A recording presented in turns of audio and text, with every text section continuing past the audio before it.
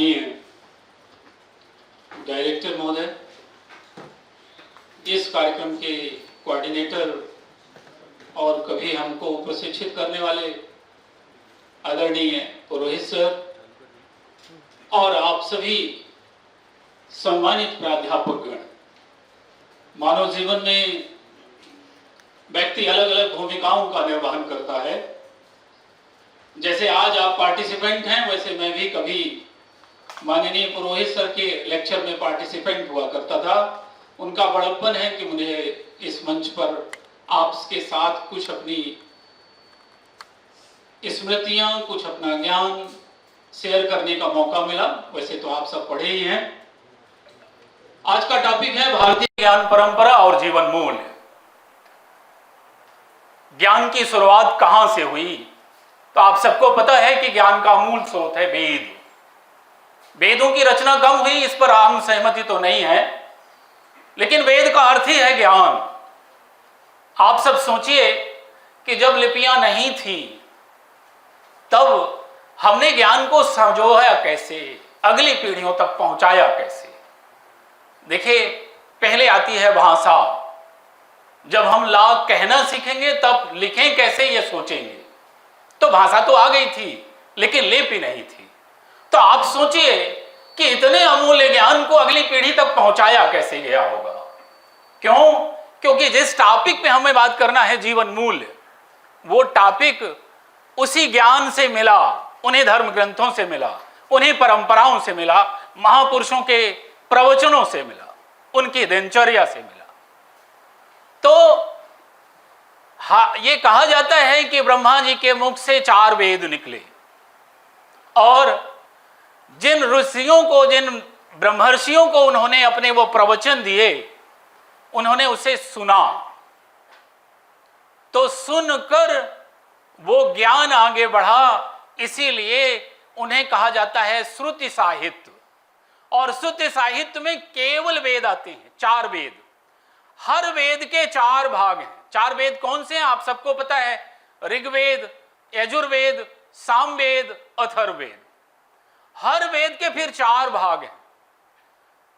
ऋग्वेद का जो ऋग्वेद नहीं, सारे वेद का जो पहला भाग है वो कहलाता है संहिता, जिसमें सारे मंत्र होते हैं। दूसरा भाग है ब्राह्मण, जिसमें कर्म कांडों की विधियां दी गई हैं, वो पद्य भाव में।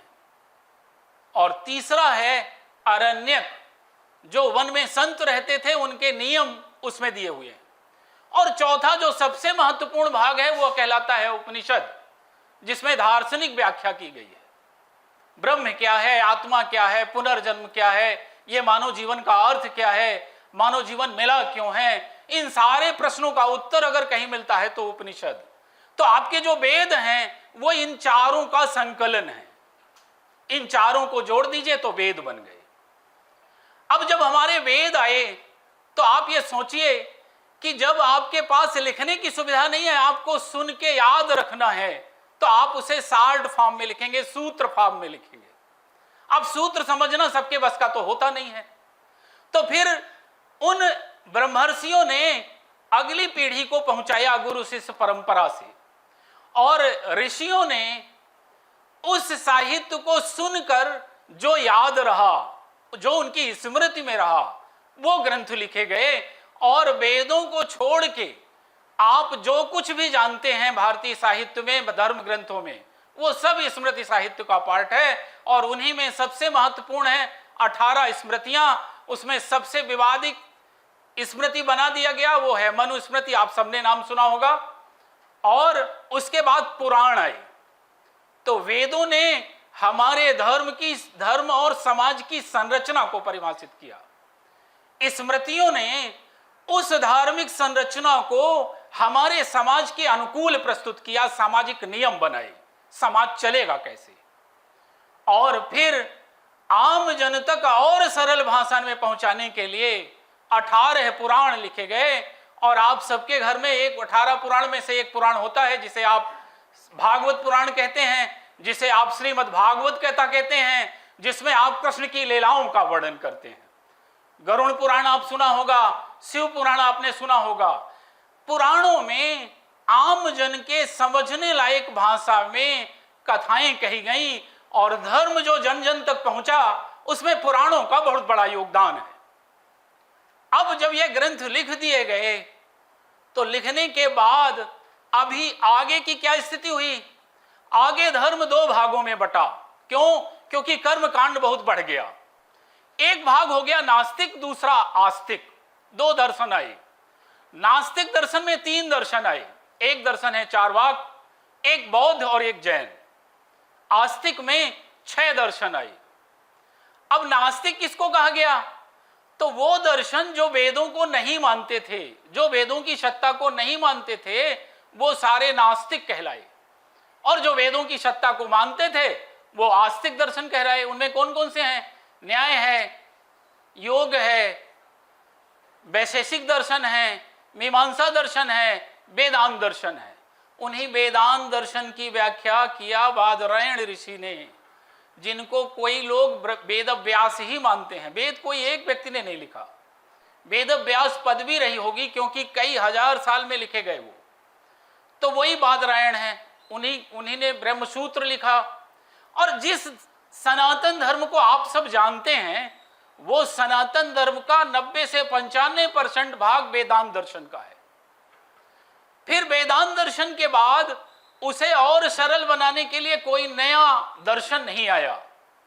आदि गुरु शंकराचार्य आए, क्योंकि जरूरत इस बात की थी कि आम जनता की भाषा में, आम जनता के समझने लायक, क्योंकि अब लिपि का आविष्कार हो चुका था, अब हम लिखने में सक्षम थे, तो उन्होंने भाष्य और टीकाएं लिखी। भाष्य का मतलब है, प्रस्थानत्रयी में 3 ग्रंथ आते हैं, उपनिषद, गीता और तीसरा ब्रह्मसूत्र। इन 3 ग्रंथों पर जिन्होंने सरल भाषा में उनका व्याख्यान लिखा, उनको एक्सप्लेन किया, वही कहलाए भाष्य और टीका। ब्रह्मसूत्र पर भाष्य लिखा आदि गुरु शंकराचार्य जी ने। और ये समाज और ये धर्म हमेशा शंकराचार्य जी का हमेशा ऋणी रहेगा। आप सोचिए कि वो अपनी मां के अकेले पुत्र थे और उनके पिताजी का देहांत 4 साल की उम्र में हो गया था। 8 साल का बालक जिसकी मां अकेली रही हो, सोच के देखिएगा। बड़े से बड़े त्याग को हम सामान्य समझकर भूल जाते हैं। 8 साल की उम्र में जब उस बालक ने कहा कि मां, मुझे संन्यास लेना है, हर मां की तरह उस मां ने भी मना किया। लेकिन जब उन्होंने हर प्रयास को निष्फल कर दिया, मां मजबूर हो गई कि अब तो बेटा जाएगा ही। और संन्यास का नियम है कि पहली भिक्षा अपनी मां से ही लेनी पड़ती है। जब संन्यास के वस्त्र में 8 साल का वो बालक अपनी मां से संन्यास की दीक्षा लेने गया, तो गांव का ऐसा कोई व्यक्ति नहीं था जिसकी आंखों में आंसू नहीं रहे होंगे। खड़ी दोपहरी में, पैर में कुछ भी नहीं, 8 साल का बच्चा सनातन धर्म की अलग जगाने संन्यास लेकर मां से चला, तो आंसुओं की धार निकल गई। मां ने कहा कि मेरे आगे पीछे कोई नहीं है, कौन मेरी चिता को मुखाग्नि देगा? तो बोले, मैं आप वादा करता हूं कि मैं आपके उस अंतिम कृत्य में जरूर उपस्थित होऊंगा, चाहे जहां रहूंगा। आज की तरह फोन की सुविधा नहीं थी, मां से बात करने की भी सुविधा नहीं थी। आप अभी 1 दिन के लिए आए होंगे तो रोज 10 फोन अपने बेटे को करते होंगे, बेटी को करते होंगे। पहले ऐसी कोई सुविधा नहीं थी। वहां से चले वो और 32 साल जिए, कोई वाहन नहीं था, और 32 साल में देश के चारों कोनों में 4 मठ स्थापित किए। और उन चारों मठों में, हर मठ में एक अलग अलग वेद की शिक्षा दी जाती है। और भारत को अगर भौगोलिक भारत से आध्यात्मिक भारत बनाकर एक नया जीवन मूल अगर किसी व्यक्ति ने दिया तो वह आदि गुरु शंकराचार्य थे। वो 32 साल जिए। जब उनकी मां बीमार हुई तो अपनी मां को मुखाग्नि देने गए। आप सोचिए कि राम मात्र 14 साल के लिए बन गए थे, और जब राम बन गए थे तो उनके 2 भाई वहीं थे। राजपाट था, पूरी सेनाएं थी, उन्हें चिंता नहीं करनी थी कि मेरी मां को भोजन कौन देगा, बीमार होगी तो दवाइयां कौन देगा, उनकी सुरक्षा कौन करेगा। शंकराचार्य जी को सारी चिंताएं थी। लेकिन उसके बाद भी धर्म के लिए उन्होंने अपने आप को समर्पित किया। और जब वो पहुंचे तो पूजा तो आदमी जाता है, लेकिन उसके पहले कष्ट कितना मिलता है इसका अंदाजा नहीं है। उनके गांव में 4 कंधे देने वाले उन्हें नहीं मिले थे। अपने घर में ही अपनी मां का अंतिम संस्कार किया उन्होंने। 32 साल दिए और उन्होंने कहा, अद्वैत वेदांत का एक दर्शन दिया, एको अहम द्वितीयो नास्ति, ब्रह्म सत्यम जगत मिथ्या, ब्रह्म ही सत्य है, जगत मिथ्या है। लेकिन यहां से एक समस्या आई, अगर जगत मिथ्या है तो उससे हम मोह क्यों करें, राष्ट्र के प्रति प्रेम फिर कैसे जागृत होगा। इसलिए उस दर्शन के बाद एक नया दर्शन आया जिसे हम कहते हैं भक्ति दर्शन। उसके सबसे बड़े संत हुए गोस्वामी तुलसीदास जी, रामानंदाचार्य जी, बल्लभाचार्य जी, जिन्होंने कहा कि ईश्वर को प्राप्ति का मार्ग केवल ज्ञान नहीं है, भक्ति के माध्यम से भी ईश्वर को पाया जा सकता है। भक्ति क्या है? प्रेम है। किससे प्रेम? अपने आराध्य से प्रेम। कैसा प्रेम? प्रेम ऐसा जिसमें श्रद्धा मिली हो। तो उनसे प्रेम करना सीखिए, और प्रेम से बड़ा कोई मूल्य नहीं है। और वही जीवन मूल्य पूरी सृष्टि को संचालित करता है। अगर मानव केवल मानव से प्रेम करना सीख जाए तो शांति ही शांति स्थापित हो जाएगी। कोई यंत्र नहीं बनाने पड़ेंगे, इस सृष्टि के विनाश की कोई चर्चा ही नहीं होगी। तो उन्होंने कहा भक्ति ईश्वर को सबसे ज्यादा प्रिय है, और ये जगत मिथ्या नहीं है, सत्य है। और इसका परिणाम यह हुआ कि राष्ट्र के प्रति प्रेम जागृत हुआ। उस कड़ी में और चेंज आया, नव वेदांत दर्शन आया, जिसकी शुरुआत राजा राम मोहन राय जी ने की, और वो आज तक चल रहा है, जिसमें राष्ट्र और धर्म दोनों के प्रति असीम प्रेम करना सिखाया गया। क्योंकि आज की परिस्थितियों में वो जरूरी भी है, क्योंकि धर्म और जीवन मूल्य आपके तभी तक सुरक्षित हैं जब तक यह राष्ट्र सुरक्षित है। और वर्तमान जो दर्शन है, उससे जो ईसाई धर्म प्रचारक आए, उनको चिंता होने लगी, क्योंकि अब वो धर्मांतरण उनके लिए इतना आसान नहीं रहा। अब धर्मांतरण करने के लिए उन्हें बहुत सारे राष्ट्र प्रेमियों से, धर्म प्रेमियों से लड़ना पड़ेगा। तो ये जीवन मूल्य, अब जीवन मूल्य इनसे कहां आए? देखिए, जीवन मूल्य आपके समाज में, आपके परिवार में, आपके अंदर कहां से आए? तो उसका सबसे बड़ा स्रोत अगर कोई एक अकेला है तो वो रामचरितमानस और रामायण। हमारा परिवार कैसा होगा? वो रामचरितमानस का जो परिवार है वही हमारा परिवार होगा। हिंदुस्तान का समाज कैसा होगा? जो रामचरितमानस का समाज होगा। हिंदुस्तान के जीवन मूल्य क्या होंगे? जो रामचरितमानस के जीवन मूल्य हैं। हिंदुस्तान की संस्कृति और परंपराएं क्या होंगी? जो रामचरितमानस की जीवन और परंपराएं हैं। हिंदुस्तान की एकता मूल्यों और विश्वास की एकता के कारण है। भारत भाषा की एकता के कारण एक नहीं है, बहुत सारी भाषाएं हैं।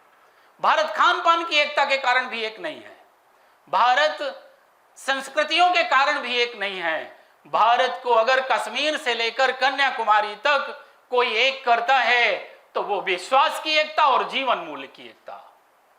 आपके जीवन में जो मर्यादाएं हैं, जो सीमाएं हैं, जो परंपराएं हैं, वही जीवन मूल्य है। आपके जीवन में एक व्यक्ति से दूसरे व्यक्ति को प्रेम करना अगर सिखाया गया तो वो मूल्य है। दया मूल्य ही है, सहिष्णुता मूल्य ही है, अहिंसा को तो परमो धर्म माना गया है। और भारत में तो जीवन मूल्य के कारण ही भारत पूरे दुनिया से अलग है। हम तो इस पृथ्वी के हर जीव से प्रेम करना जानते हैं, इंसान तो छोड़ ही दीजिए। और हमारे प्रेम की कोई परिसीमा नहीं है। हम तो विश्व बंधुत्व वाले हैं, हम तो सर्वे भवन्तु सुखिनः वाले हैं, हम तो थोड़े में ही सुख का आनंद करने वाले हैं, परहित सरिष धर्म नहीं भाई वाले हैं। आप समझिए कि यह मूल हमारे जीवन में आए कहां से। राम ने अपने जीवन में जिन मर्यादाओं का विकास किया, राम ने अपने जीवन में जिन मूल्यों को लागू किया, राम ने अपने जीवन में जिन परंपराओं का पालन किया वही केवल पढ़े लिखे नहीं, अनपढ़ों के जीवन के मूल्य की भी परंपराएं बन गई। कैसे? राम ही ये बताएंगे कि हमें परिवार चलाना कैसे है। एक छोटा सा उदाहरण, जब राम को वनवास हुआ और उन्हें मनाने भरत चले, वो मूल्य समझिएगा पहले क्या थे और अब आज कहां है, दोनों की चर्चा करनी है। तो भरत जब मनाने चले, सभा बैठी, जनक जी को फैसला लेना था। एक तरफ प्रेम रूपी मूल्य था, एक तरफ धर्म रूपी मूल्य था। दोनों ने अपनी बात कहना शुरू की। भरत जी ने कहा कि मैं इसलिए आया हूं कि मैं अपने भाई से असीम प्रेम करता हूं और उनके रहते ये राज्य मेरा हो ही नहीं सकता। ये राज्य तो उनका है, मैं राज तिलक की सारी सामग्री लेकर उन्हें सौंपने आया हूं और मैं चाहता हूं कि आप सबकी सहमति से इनका राज्याभिषेक हो जाए और ये चलें अयोध्या के राजा बन जाएं। तो राम ने कहा, अगर मैं वहां चला जाऊंगा तो मेरे धर्म का पालन नहीं होगा। क्यों? क्योंकि पिता का वचन ही मेरे लिए धर्म है। इसलिए मेरा धर्म यह कहता है कि मुझे पिता के वचनों के निर्वहन के लिए 14 साल वहां जाना चाहिए। एक तरफ धर्म, एक तरफ प्रेम, निर्णय करना था जनक जी को। जनक जी ने कहा कि राम, आप तो धर्म की परिसीमा हो, आपका हर कृत्य धर्म को परिभाषित करता है, लेकिन वो प्रेम से बड़ा नहीं है। प्रेम सबसे बड़ा है। इसलिए भरत तुम्हारी जीत हुई, लेकिन प्रेम निस्वार्थ होता है, वो अपने लिए कुछ मांगता नहीं है। प्रेम तो देना जानता है। तो भरत अपने आप को राम को समर्पित कर दो और जो वो कहें उसी को अपना धर्म मानकर स्वीकार कर लो। वो गए और राम से कहा, बताइए भैया क्या आज्ञा है मेरे लिए। जो लाइन बता रहा हूं उसको ध्यान दीजिएगा। उन्होंने कहा, मेरे धर्म का निर्वहन अगर तुम नहीं चाहोगे तो मैं नहीं कर पाऊंगा। भाई भाई के बीच संपत्ति का तो बंटवारा हमेशा से होता आया है। आओ हम दोनों मिलकर एक नई परंपरा शुरू करें। हम दोनों अपनी अपनी विपत्ति बांट लें। बांटी विपत्ति मोर सुन भाई। इतनी बड़ी विपत्ति है कि मैं अकेले उसका निर्वहन नहीं कर सकता हूं, इसलिए तुम भी मेरी विपत्ति में बांटो। और मैं अगर भाई से विपत्ति बांटने की अपेक्षा नहीं करूंगा तो फिर करूंगा किससे? भाई देखिए, शरीर में अगर कोई आक्रमण हो तो रक्षा बाहें ही करती है। वो नहीं कहती कि मैं नहीं करूंगी, पेट में मार रहा है तो मैं क्यों आगे आऊं। उसी का दायित्व है। तो विपत्ति अगर आएगी तो उसे बांटने का दायित्व भाई का ही है। इसलिए मेरी ये इच्छा है कि तुमने कहा कि मैं राज्य लूं तो मैं लिए लेता हूं, पर मेरी तरफ से 14 वर्ष का राज्य ये तुम संभालो। 14 वर्ष बाद जब मैं आ जाऊंगा तो मैं ये राज्य तुम्हारा ले लूंगा। त्याग लड़ रहे थे, स्वार्थ नहीं। भाई भाई के बीच के वो त्याग आपस में लड़ रहे थे। ये जीवन मूल्य था हमारे परिवार का। आज सोचिए कि उन्हीं जीवन मूल्यों में कितनी अधोगति आ गई। रोज सुनने को मिलता है कि भाई ने भाई की संपत्ति हड़प ली, भाई ने 2 फुट जमीन के लिए अपने भाई का खून कर दिया। कहां से चले थे, कहां पहुंच रहे हैं हम। जब वो जा रहे थे राम को मनाने, तो जब निषाद राज से मिलने के बाद आगे बढ़ रहे थे तो उनसे कहा गया कि रथ में बैठ जाइए। तो उन्होंने कहा, राम पैदल गए, बिना चप्पल के गए और मैं रथ में बैठ जाऊं? अरे मुझे तो सर के बल जाना चाहिए, पैदल भी नहीं। मैं तो धृष्टता कर रहा हूं जो पैदल जा रहा हूं। यह रामायण का प्रसंग है, मैं कहीं अपने से नहीं बता रहा हूं। जब राम वहां पहुंच गए तो उन्होंने वन देवी से प्रार्थना की, कहा कि अभी मेरा भरत भी इसी रास्ते से आएगा, तो आप थोड़ा कोमल हो जाना, नहीं उसको बहुत कष्ट होगा। तो वन देवी ने कहा कि आपके भाई क्या आपसे भी कोमल हैं? तो बोले नहीं। तो बोले फिर क्यों? कहीं अगर एक भी कांटा उसके चुभ जाएगा तो वो ये सोच के परेशान हो जाएगा कि इसी रास्ते से मेरे भाई गए हैं और ऐसे कांटे उनके भी लगे होंगे और उसका कारण मैं हूं। तो भाई मृदु मधु मंगल मूला, मृदु हो गई वो धरती। और जब सब लोगों ने कहा कि राम आप भरत राज्य ले लीजिए, क्यों? क्योंकि अभी तो राम वहां गए हैं तो आधे धर्म का निर्वहन हुआ है, क्योंकि पिता ने तो 2 वचन मांगे थे, एक वो वन चले जाएं और दूसरा भरत राज्य ले लें। तो मेरी गुरु ने कहा मेरी भी यही इच्छा है, माताओं की भी यही इच्छा है, जनता की भी यही इच्छा है, धर्म भी यही कहता है और राम की भी यही इच्छा थी कि आप वन चले, आप राज्य ले लो। क्यों? क्योंकि जब माता ने बुलाया था कैकेयी ने और कहा था कि आपको वन जाना है और भरत को राज्य करना है, तो राम का जवाब था सुन जननी सोई सुत बड़ भागी, जे पितु मातु वचन अनुरागी। जननी माता सुनिए कि वो पुत्र बड़ भागी है जिसे अपने माता पिता के कर्तव्यों के निर्वहन करने का मौका मिलता है। और मेरे लिए तो यह सौभाग्य है क्योंकि भरत मेरा भरत प्राण प्रिय पावहि राजू, प्राणों के समान प्रिय भरत राज्य पाएगा।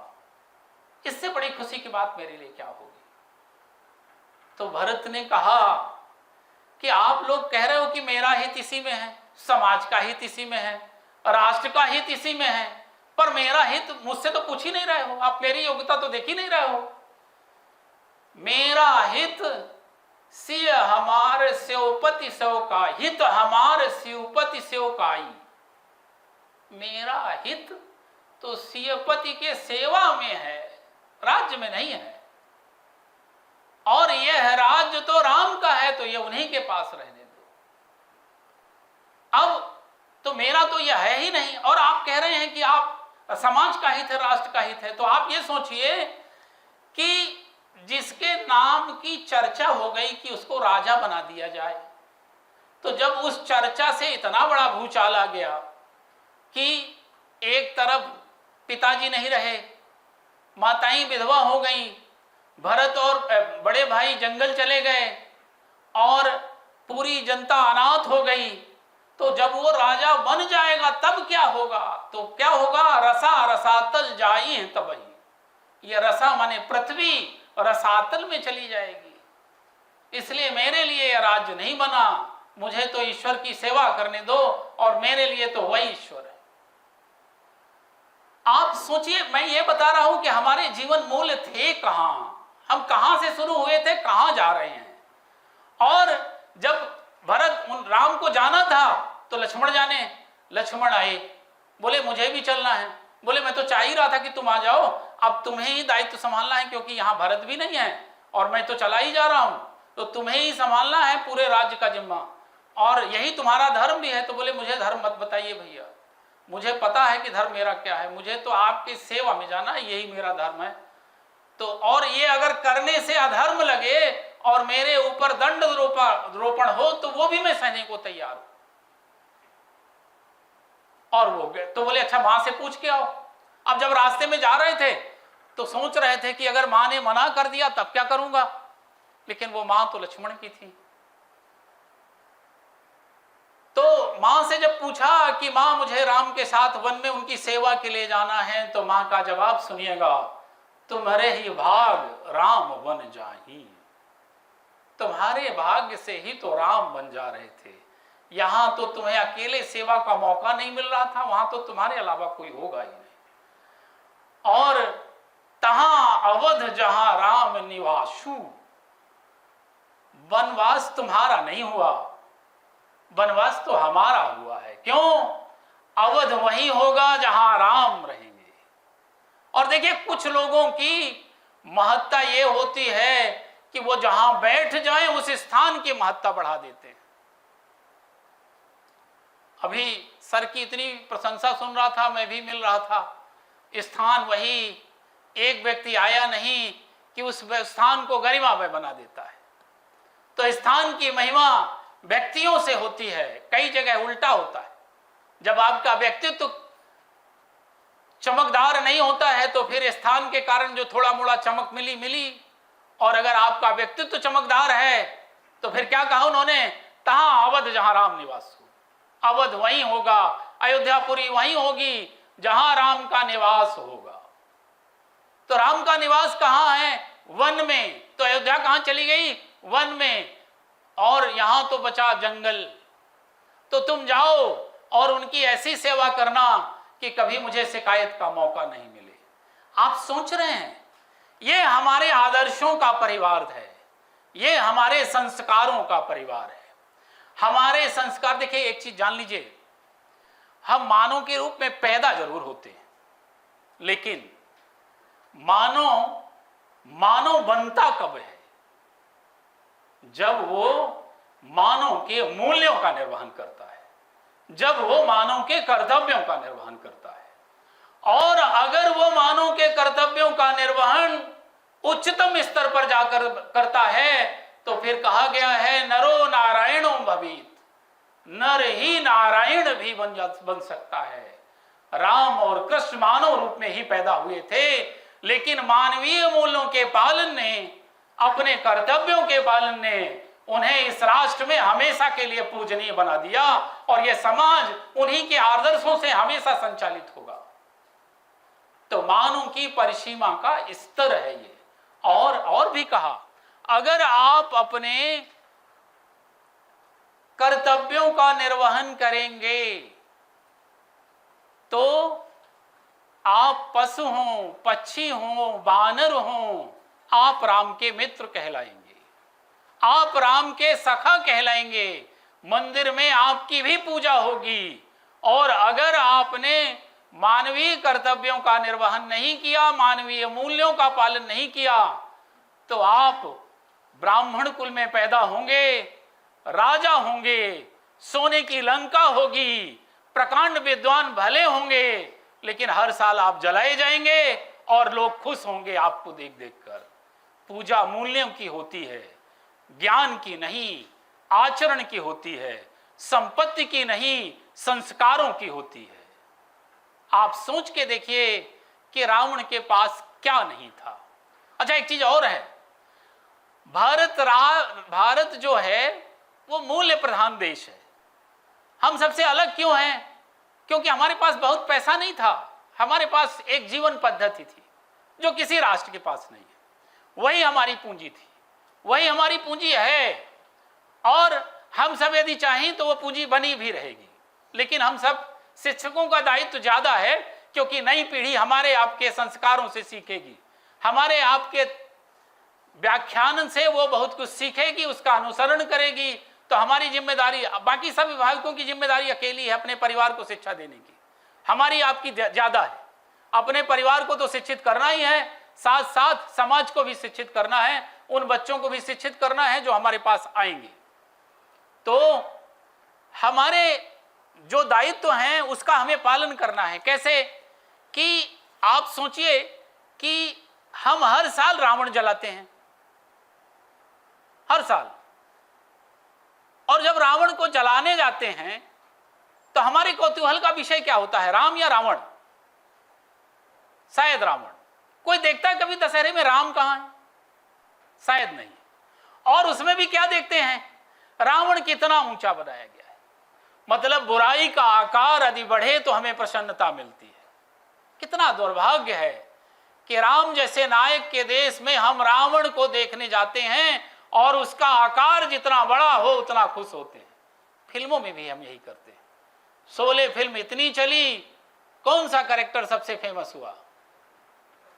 गब्बर सिंह। अभी वो फिल्म आई थी पुष्पा आई थी ना, जिसमें एक तस्कर को नायक बना दिया, बड़ी अच्छी एक्टिंग किया है, बड़े खुश होते हैं हम। अच्छा, फिल्म वाले हमारी आपकी सबकी मानसिकता जानते हैं, तर्क से वो किसी भी घटना को ऐसा बना देंगे कि लगेगा जो वो कर रहा है। आप सोचिए कि हमारे जीवन मूल्य बर्बाद कैसे नहीं हो। हमारे देश में ऐसी पिक्चरें बनती हैं जिसमें जो लड़की घर से भाग के जाती है वो हीरोइन कहलाती है, और जो लड़का उसे भगा कर ले जाता है वो हीरो कहलाता है।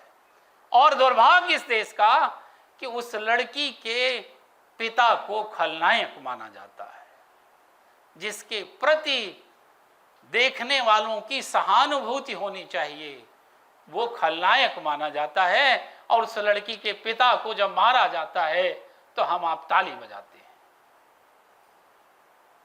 कहां से बचेगा संस्कार, कहां से बचेगा जीवन मूल्य। आप सोचिए, ये ऐसा देश है, एक दिन क्या हुआ कि जंगल में भगवान बुद्ध तपस्या कर रहे थे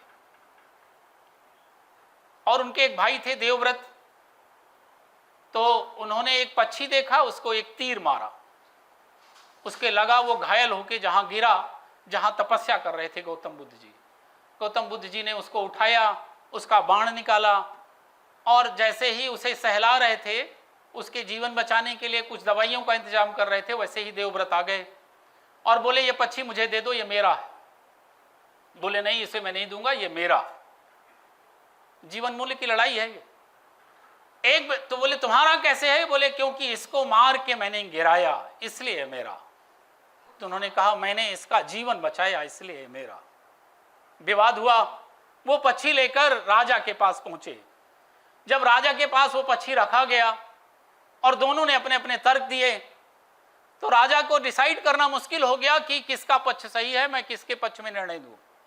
एक कह रहा मैंने मारा इसलिए मेरा, एक कह रहा मैंने बचाया इसलिए मेरा। तो कोई सलाहकार अच्छा था, उसने कहा महाराज जी इसको पक्षी को बीच में रख दीजिए, जिसकी तरफ जाएगा ये उसी का। पर तुलसीदास जी ने कहा हित अनहित पशु पक्षी जाने।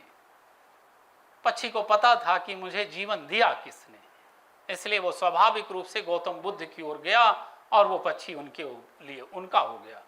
हम तो पक्षियों के भी मूल्यों की रक्षा करने वाले हैं, इंसान तो छोड़ दीजिए। और दुर्भाग्य है कि आज की डेट में पता चलता है कि मां ने अपने प्रेमी के साथ मिलकर 2 साल के बच्चे की हत्या कर दी, पिता ने अपने पुत्र की हत्या कर दी, पुत्र ने संपत्ति के लालच में पिता की हत्या कर दी। और जिन राम ने अपने एक आदर्श के लिए जब उन्होंने बाली का वध किया तो उसने पूछा अवगुण कौन नाथ महिमारा, मैं मेरी सुग्रीव प्यारा अवगुण कौन नाथ महिमारा। तो उन्होंने कहा अनुज वधु भगनी सुत नारी, सुन सठ कन्या समयचारी, इन्हीं कुदृश्य बिलोके जोई ताहि बदे कछु पाप न होई। नारी सम्मान नहीं किया इसलिए उसकी हत्या हो गई। और उसी भारत देश में 2 वर्ष की बच्ची भी सुरक्षित नहीं है, उसी भारत देश में यह हो रहा है। आप सोचिए कि हम कमा रहे हैं या गंवा रहे हैं। आचरण विहीन ज्ञान समाज के काम नहीं आता। जब कम ज्ञान था तो ज्ञान भले कम था, सूचनाएं भले कम थी, लेकिन उनकी सूचनाओं और उनके व्यवहार में साम्यता थी। अब हम लोग सब लोग नकली बने घूम रहे हैं, अंदर कुछ और। रावण को हर साल जलाते हैं, क्यों? क्योंकि उन्होंने एक सीता को हरण किया था। ऐसे रावण इस समाज में पता नहीं कहां कहां घूम रहे हैं, हर साल जो कृत्य कर रहे हैं, और उनके उस कृत्य के कारण हम उन्हें राक्षस कहते हैं और आज वाले को मानव कहते हैं। मानव इसलिए कहते हैं, मानव का कोई कृत्य नहीं कर रहे वो, मानव के कोई मूल्यों का पालन नहीं कर रहे वो, मानव के कोई आचरण का पालन नहीं कर रहे वो इसलिए क्योंकि उसके भी 2 हाथ हैं, उसके भी 2 पैर हैं, उसके भी 2 आंख हैं। इसलिए हमारा कानून उन्हें मानव कह रहा है और उन्हें राक्षस कहते थे। जब कुंभकर्ण को जगाने पहुंचे और कहा कि जाओ तुम्हें युद्ध करने जाना है, तो उसने कहा अपने बड़े भाई से कि तुम्हारी मति मारी गई थी जो तुमने इनका हरण किया है। ये साक्षात विष्णु भगवान के अवतार हैं, अभी भी समय नहीं बिगड़ा, इसको वापस कराओ अगर चाहते हो कि राक्षस कुल बचा रहे। तो उन्होंने कहा तुम्हें अगर युद्ध करने नहीं जाना तो मत जाओ, मुझे शिक्षा मत दो, मैं जानता हूं कि मुझे क्या करना चाहिए और मैं जाता हूं स्वयं युद्ध करने। तो बोले भैया आपने मुझे समझा नहीं, आपने मुझे समझा नहीं, मैं युद्ध करने जाऊंगा इसमें कोई संदेह नहीं है, क्योंकि युद्ध करना मेरा धर्म भी है और मेरा कर्तव्य भी है। पर मैं एक बात समझा देता हूं कि अगर मैं भी युद्ध में मारा जाऊं तो आप ये जान लेना कि वो साक्षात अवतार हैं, तो आप जाकर उनकी शरण में चले जाना ताकि ब्राह्मण सारी राक्षस वंश का विनाश ना हो। तो राम ने कहा उस राज्य का मैं करूंगा क्या जिसमें तुम्हारे जैसा भाई ही नहीं होगा। ये किसके पारिवारिक मूल्य हैं? उनके जिनको आप राक्षस कहते हैं। हमारे आपसे बेहतर भाई के प्रति भाई के प्रेम का उदाहरण है किसका? कुंभकर्ण और रावण का। हम आप कहां? जब भरत मिलाप होता है तो दोनों भाई बैठ के टीवी में देखते हैं और फिर दोनों भाई के आंसू आते हैं भरत मिलाप देख के, भरत भाई भाई का प्रेम। और फिर सुबह दोनों भाई जाते हैं कचहरी एक दूसरे के खिलाफ मुकदमा लड़ने। ये प्रेम है हमारा। रही सही कसर जो थोड़ी बहुत थी वो सोशल मीडिया और रील कल्चर आ गया है, वो समाप्त किए दे रहा है। मां बेटे के साथ ऐसे ऐसे कंटेंट में रील बना रही है, बहन भाई के साथ, पिता पुत्र के साथ, पति पत्नी के साथ। हमने अपने संस्कारों को, अपने जीवन मूल्यों को ही कंटेंट बना दिया है और उनका उपयोग किसी भी हद तक जाकर केवल और केवल लाइक और कमेंट पाने के लिए कर रहे हैं। एक ही उद्देश्य रह गया है, कैसे किसी न किसी तरीके से अधिक व्यूज आ जाएं। क्या करोगे आप अपना सब कुछ खत्म करके? वो व्यूज पाकर क्या करोगे आप? आपके पास अगर अपनी अस्मिता ही सुरक्षित नहीं बचेगी, आपके जीवन मूल्य ही सुरक्षित नहीं बचेंगे, आपकी संस्कृति ही नष्ट हो जाएगी, तो उस व्यूज का क्या करोगे? उस काल्पनिक व्यूज में कुछ नहीं रखा। यही हाल है। और उस व्यूज की वस्तुस्थिति क्या है कि वही जो कहता है कि मुझे 1 लाख व्यूज मिले हैं इस रील में क्योंकि मैंने कपड़े उटपटांग पहने थे, वही फिर कहता है जब बीमार होता है कि 1 यूनिट ब्लड कोई दिला दो, क्योंकि फिर 1 यूनिट ब्लड दिलाने के लिए कोई आदमी नहीं उसके पास, पर व्यूज चाहिए। तो संस्कारों की स्थिति तो ये है। और ये संस्कार आपको कहां ले जा रहे हैं आपको पता नहीं है। हम कहां से चले थे? विश्व बंधुत्व से, और सुरक्षित पारिवारिक बंधुत्व भी नहीं रह गया। आप देखिए आज की डेट में शादियां 2 महीने 3 महीने में समाप्त हो रही हैं। और इंदौर का वो जो कांड हुआ, उस कांड से तो पूरे हमारे सिस्टम की बुनियाद ही हिल गई है। आप नहीं समझ रहे हैं, समाज का एक तबका वो है जो आपके मूल्यों की शिक्षा देने वाली सारी संस्थाओं को नष्ट करने पर तुला हुआ है। आपको मूल्यों की शिक्षा मिलेगी कहां से? धर्म ग्रंथों से। आपको मूल्यों की शिक्षा मिलेगी कहां से? शैक्षिक संस्थान से। आपको मूल्यों की शिक्षा मिलेगी कहां से? धर्माचार्यों से। आपको मूल्यों की शिक्षा मिलेगी कहां से? पड़ोसियों से। सारी संस्थाओं को, वो वैवाहिक संस्था को लिव इन रिलेशनशिप आ गया ताकि आपकी वैवाहिक संस्था समाप्त हो जाए। परिवार में हमेशा यह कंटेंट परोसा जाता है कि वो महिला का शोषण हो रहा है। हमेशा यह कंटेंट क्यों? ताकि आपकी पारिवारिक अस्थिरता पैदा हो जाए। शैक्षिक संस्थान को टारगेट किया जा रहा है, सारी धर्म ग्रंथों को टारगेट किया जा रहा है। हर धर्म ग्रंथ में बिना जाने कोई एक बात ऐसी ढूंढ ली जाती है और उसी को आपको हाईलाइट किया जाता है ताकि आप उसी के कारण उस धर्म से अविश्वास पैदा हो और आप उस धर्म से दूर हो जाएं। जो धर्म आपके बाप दादा, उनके पिता और उनके पिता से लेके अभी तक इतना स्थिर परिवार देता आया है, इतने अच्छे संस्कार देता आया है कि इतने सारे आक्रमणों के बाद भी आपने ना अपने संस्कार खोए, ना अपने जीवन मूल्य खोए, ना अपनी संस्कृति खोई, ना अपनी परंपराएं खोई, फिर भी उससे आप बाहर निकलते जा रहे हैं। एक आसियाना पब्लिक स्कूल है हरियाणा की। बहुत सारे लोग, देखिए ऐसा नहीं है कि सब नेगेटिव नेगेटिव हो रहा है, मीडिया सब नेगेटिव दिखा रहा है, हो तो अभी 2% 1-2% रहा है, पर हमें जागरूक इसलिए होना है कि उस 1-2% को भी समाप्त करना है। वहां एक छोटी बच्ची पढ़ती थी, उससे मिलने उसकी नानी आई, बाहर आई वो, उसने कहा नानी मेरी इच्छा है कि आप मेरी फ्रेंड से भी मिल लीजिए। तो बोले क्यों? तो बोले उसे अच्छा लगेगा। बोले ठीक है, बोले लेकिन एक शर्त है, आप उससे नानी बन के नहीं मिलेंगी, दादी बन के मिलेंगी। तो बोले क्यों? बोले इसलिए क्योंकि अभी कुछ दिन पहले उसकी नानी खत्म हो गई है, अगर आप नानी बन के मिलोगी तो उसे अपनी नानी की याद आएगी, और अगर वो रोएगी तो मैं भी रोऊंगी। ये है समानुभूति का मूल्य। जब हम दूसरे के दुख को अपना दुख मानकर और सोचें तो आप भी उसी तकलीफ का अनुभव करेंगे जो दूसरे का है। दरअसल हम लोगों ने अपने धर्म को आधा जाना, अहिंसा परमो धर्म है जाना कि अहिंसा हमारा धर्म है, लेकिन हमेशा अहिंसा से पालन होगा क्या? जिंदगी चलेगी? देखिए एक चीज ध्यान रखिएगा, रामायण हमें यह नहीं कहती कि जीवन मूल्य, नैतिकता और संस्कृति को गंवा कर आपको अपनी जिंदगी जीनी है। रामायण हमें यह बताती है कि आपके जीवन मूल्य, संस्कृति और नैतिकता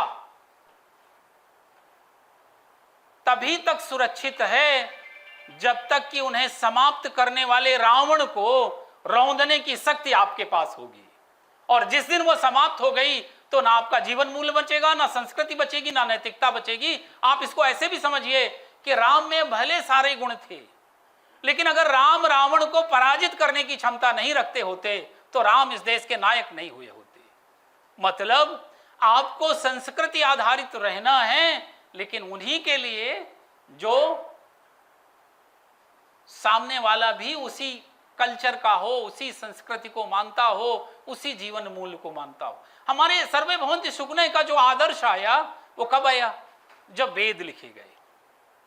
तो अब जब वेद लिखे गए तब हमारी संस्कृति को मानने वाले, जीवन मूल्य को मानने वाले एक ही तरह के लोग थे। तो एक ही तरह के लोग थे तो हम भी सर्वे भवन्ति सुखने मान रहे हैं, सामने वाला भी मान रहा है, हमें कोई संकट नहीं था।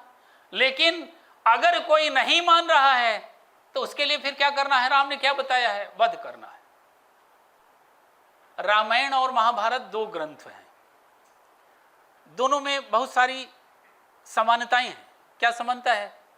रामायण की कहानी एक परिवार के इर्द गिर्द है, महाभारत की कहानी भी एक ही परिवार के इर्द गिर्द है। रामायण में भरत को राज्य का प्रतिनिधि बनाया गया था।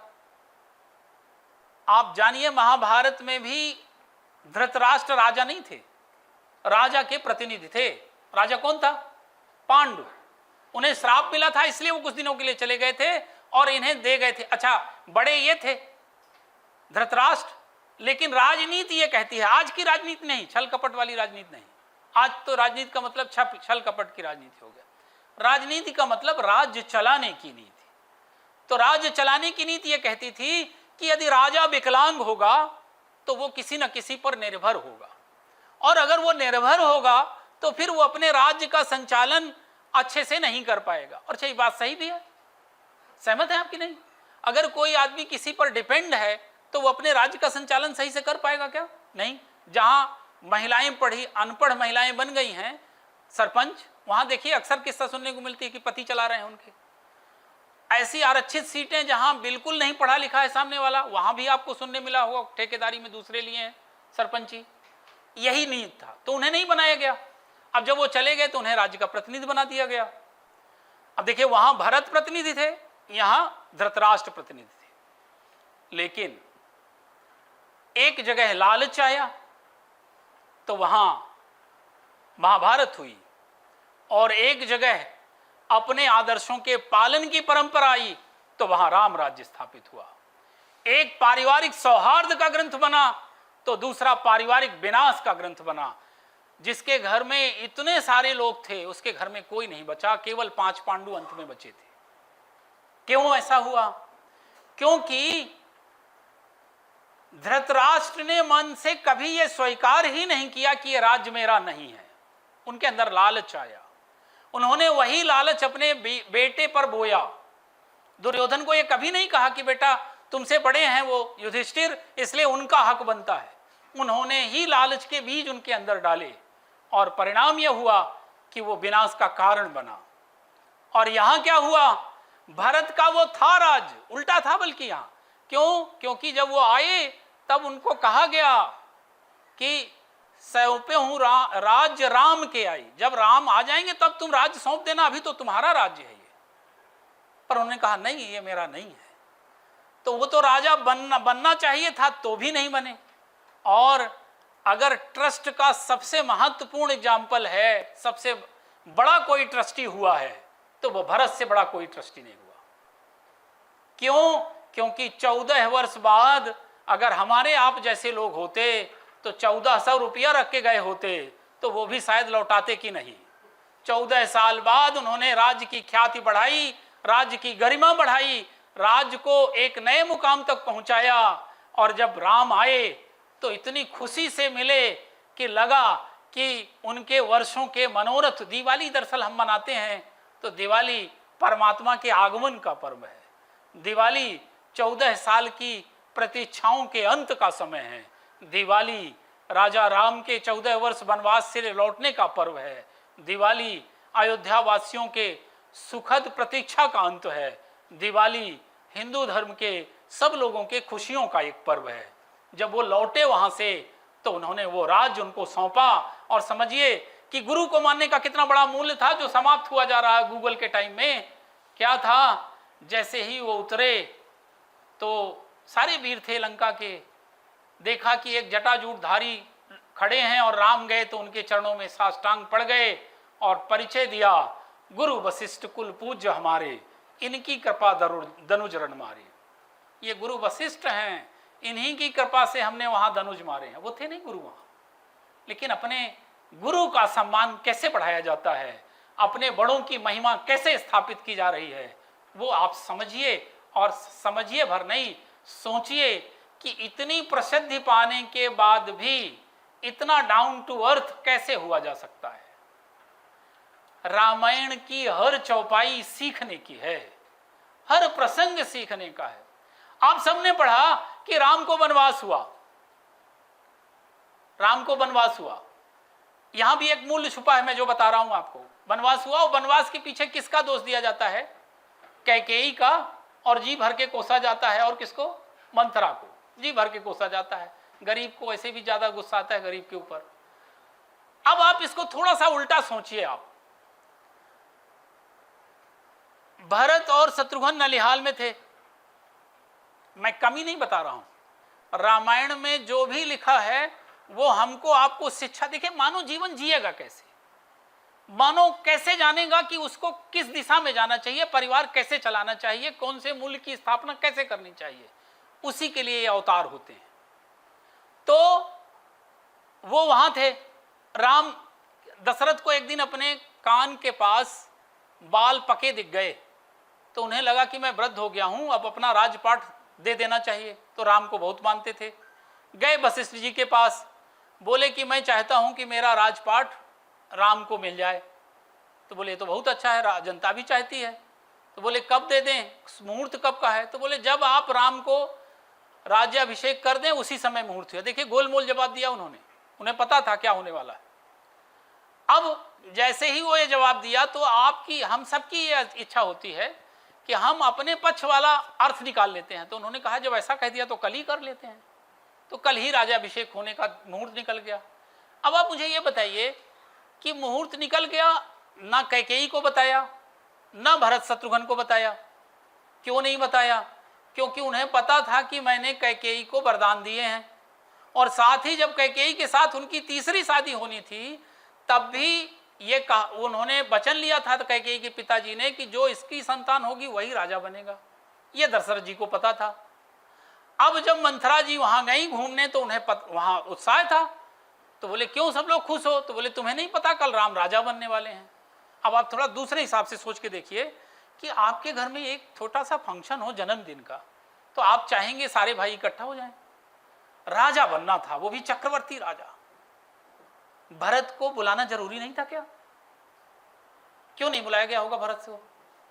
क्योंकि उनके मन में यह कहीं ना कहीं लगा होगा कि अगर आ जाए तो कहीं समस्या ना खड़ी हो जाए।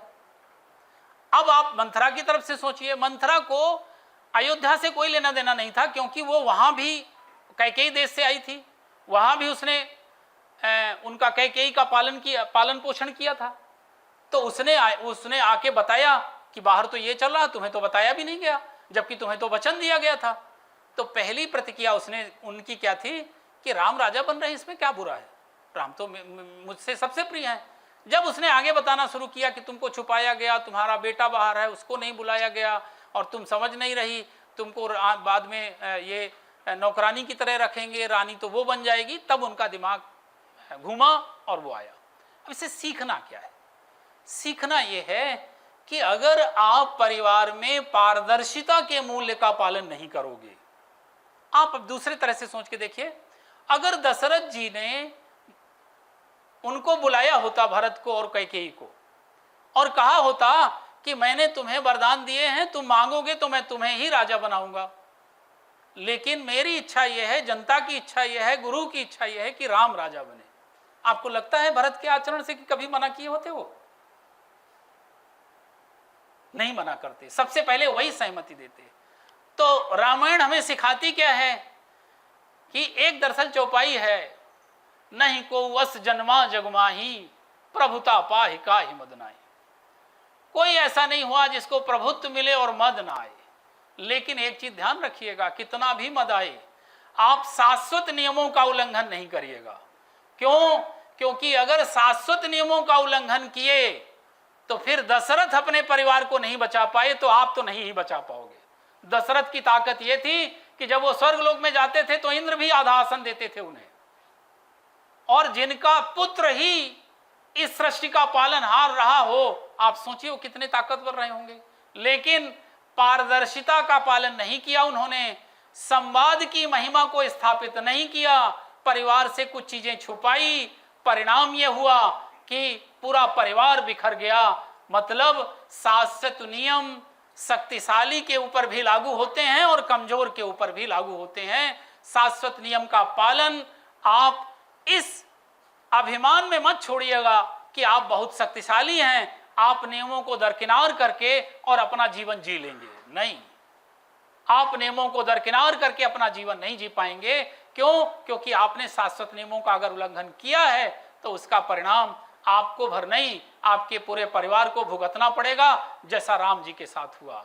अब उसका दूसरा प्रसंग है, देखिए कोई एक घटना घटती है, उसका कोई एक कारण नहीं होता। बड़ी घटना हमेशा कई कारणों का मेन होती है। इसीलिए उन्होंने कहा है, हानि लाभ जीवन रण मरण यश अपयश विधियात।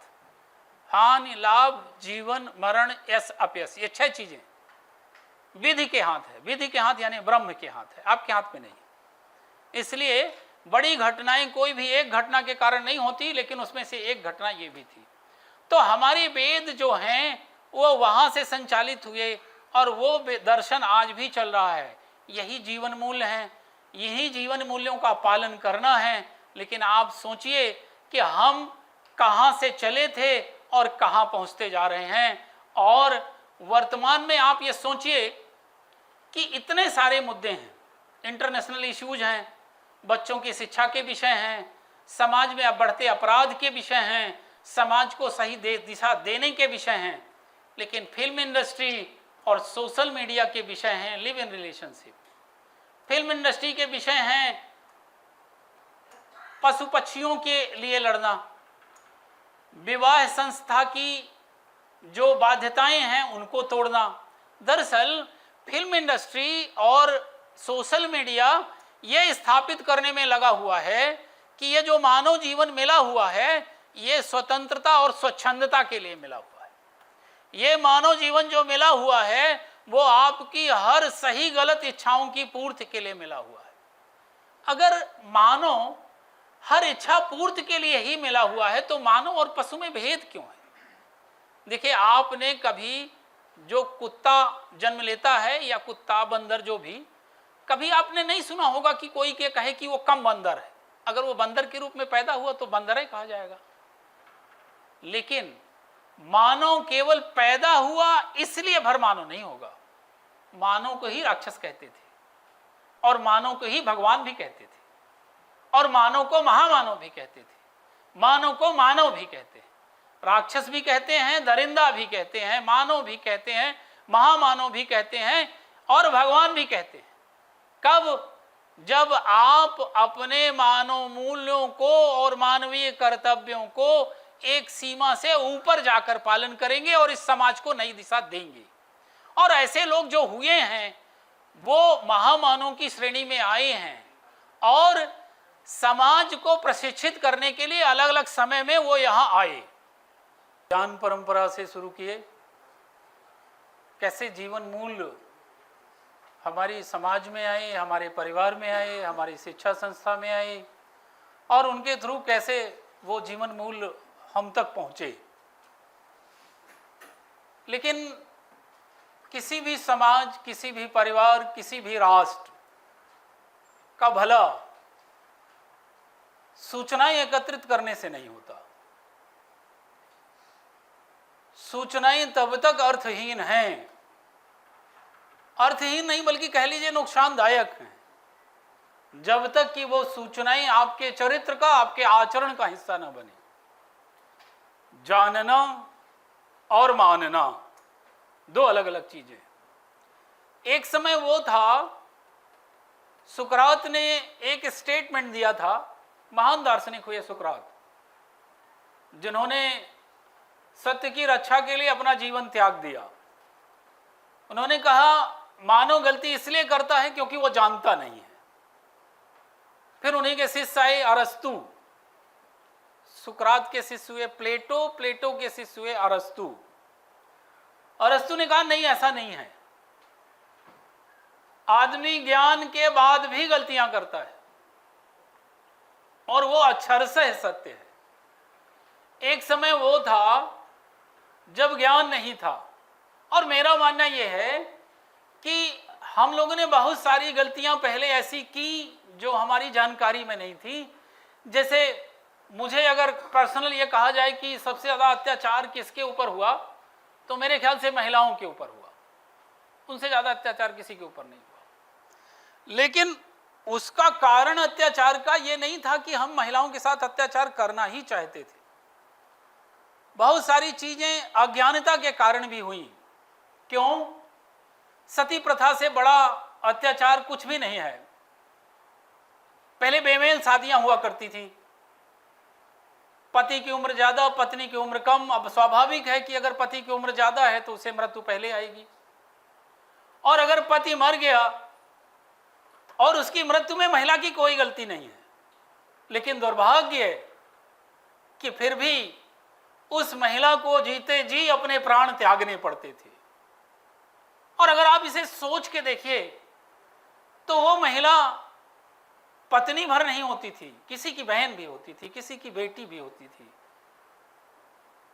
लेकिन फिर भी उसे जलाया जाता था और उसमें परिवार भर नहीं शामिल होता था, समाज भी शामिल होता था। तो कोई पिता क्या चाहता रहा होगा कि उसकी पुत्री जलाई जाए?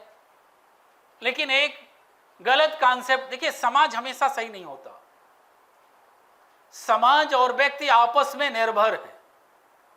समाज के मूल्य मानव में आते हैं, लेकिन मानव ऐसे भी पैदा होते हैं जो एक नए आदर्श, नई परिसीमाएं, नए मूल्य, नए सिद्धांत, नई नैतिकताओं का आविष्कार करते हैं और समाज उसी से परिष्कृत होता है, उसी से सामाजिक कुरीतियां ठीक होती हैं। ऐसे ही एक व्यक्ति पैदा हुए राजा राम मोहन राय, और ये समाज, खासकर महिला समाज और हम भी हमेशा उनके प्रति कृतज्ञ रहेंगे, आदर की भावना से उन्हें देखेंगे, क्योंकि अगर आज वो नहीं होते तो ना जाने कितनी महिलाएं अभी और जलती। आप सोचिए कि कैसे रिफॉर्म होके इन क्रूरताओं से ऊपर उठते हुए हम यहां पहुंचे, आधुनिक मूल्यों के साथ हम पहुंचे।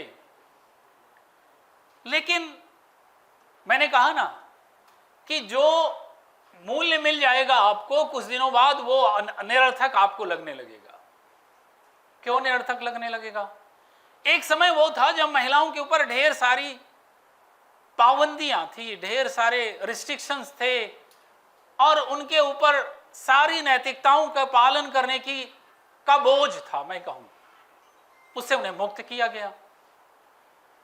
लेकिन ना परिसीमाओं की कोई लिमिट होती है और ना स्वतंत्रता की कोई लिमिट है। हम अगर बंधन में हैं तो जितना बंधन कर दीजिए वो भी कम है, और जितनी स्वतंत्रता दे दीजिए वो भी कम है। कैसे? आज स्वतंत्र हो गई महिलाएं बहुत हद तक, बहुत सारी, इस बात से आप सहमत होंगे, विवाद न खड़ा कर दीजिएगा, उसको समझिएगा।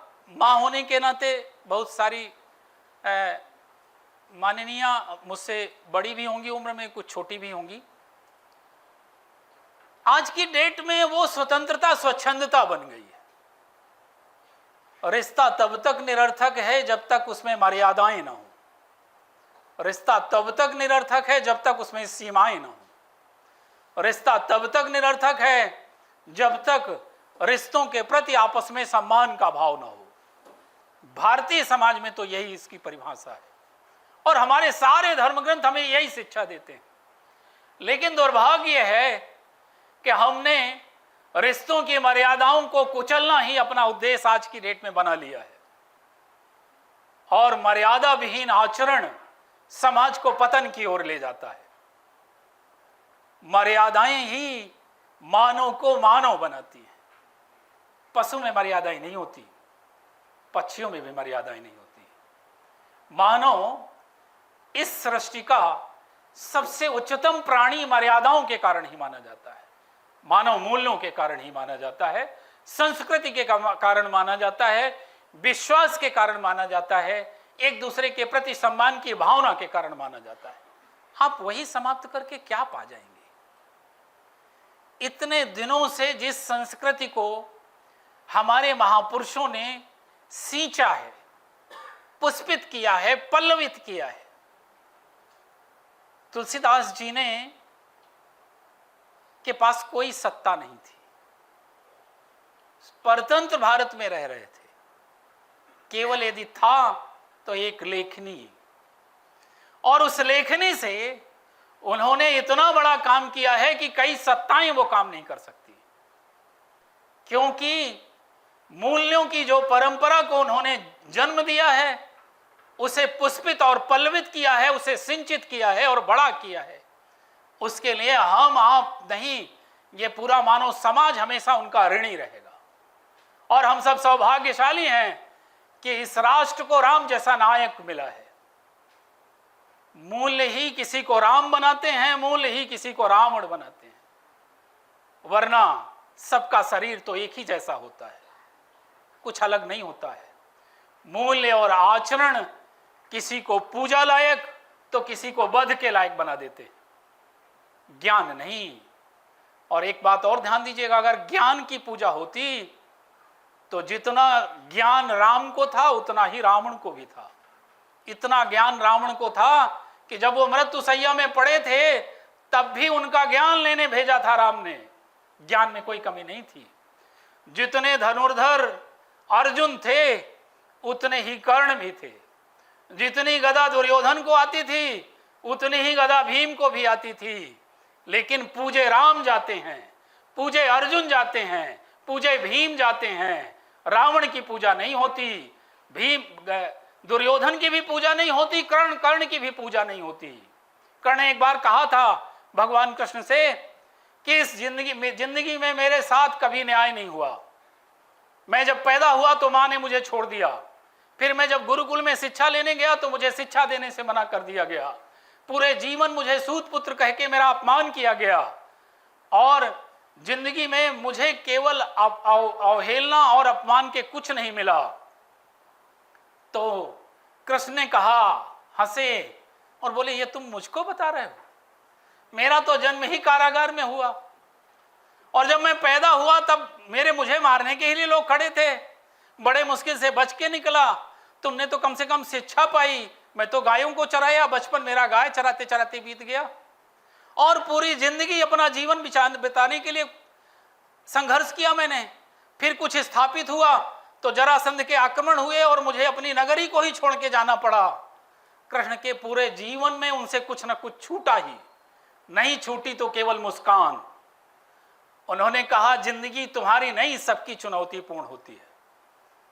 आपके साथ अन्याय हुआ, इसका यह मतलब कतई नहीं है कि आप अधर्म का रास्ता चुन लोगे। अरे तुम्हारे साथ यदि अन्याय हुआ था तब तो तुम्हें अन्याय के साथ और नहीं जाना चाहिए। तुम्हारे मित्र दुर्योधन ने पांडवों के साथ अन्याय के अलावा तो कुछ किया ही नहीं, और अगर तुम फिर भी कह रहे हो कि तुम उसके मित्र हो और उसके अधर्म के युद्ध में उसका साथ दे रहे हो, तो तुमसे अज्ञान कोई नहीं हो सकता, और इस आधार पर तुम बचाव के पात्र नहीं हो सकते कि तुम्हारी जिंदगी ने तुम्हारे साथ अन्याय किया तो तुम अन्याय करने वाले के साथ उस खड़े हो जाओगे और उसे धर्म बताओगे। वो धर्म नहीं है। अन्याय का साथ देना अधर्म ही है और उसका परिणाम मृत्यु ही है। मैंने आपको बताया पूरी शिक्षा तब तक आप नहीं जानेंगे जब तक आप रामायण भी न जाने और महाभारत भी न जाने। रामायण बताती है कि यदि शत्रु नैतिक है, उसी के साथ नैतिकता। राम बनिएगा लेकिन भरत जैसे भाई के लिए, जो चक्रवर्ती राज्य भी अपने भाई के चरणों में कुर्बान कर दे। राम बनिएगा दशरथ जैसे पिता के लिए।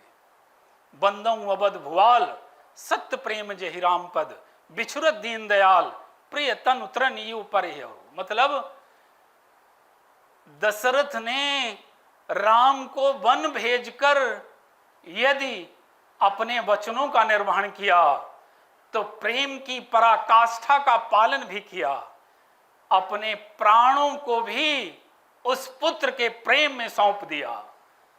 ऐसे पिता के यहां ही राम जन्म लेते हैं। और मित्र बनिएगा तो सुग्रीव की तरह, छोटा भाई हो तो लक्ष्मण की तरह। और एक रामायण ग्रंथ है जिसमें भाई का भाई से त्याग दिखाया गया। क्यों? क्योंकि भाई तो थे ही त्याग लायक। एक कह रहा था मुझे राज्य नहीं चाहिए, दूसरा कह रहा था मुझे भी नहीं चाहिए। स्वार्थ की लड़ाई देखी है आपने? त्याग की लड़ाई कहीं ऐसी देखी हो तो बताओ आप। जब भाई ऐसे हो तब त्याग करना है, लेकिन जब भाई दुर्योधन जैसा हो तो वध करना है। शिक्षा ये है, अहिंसा से केवल जीवन नहीं चलता। अहिंसा के अलावा एक और प्रसंग है हनुमान का, मैं बताता हूं आपको, जिसका हम आप दैनिक जीवन में उपयोग करते हैं।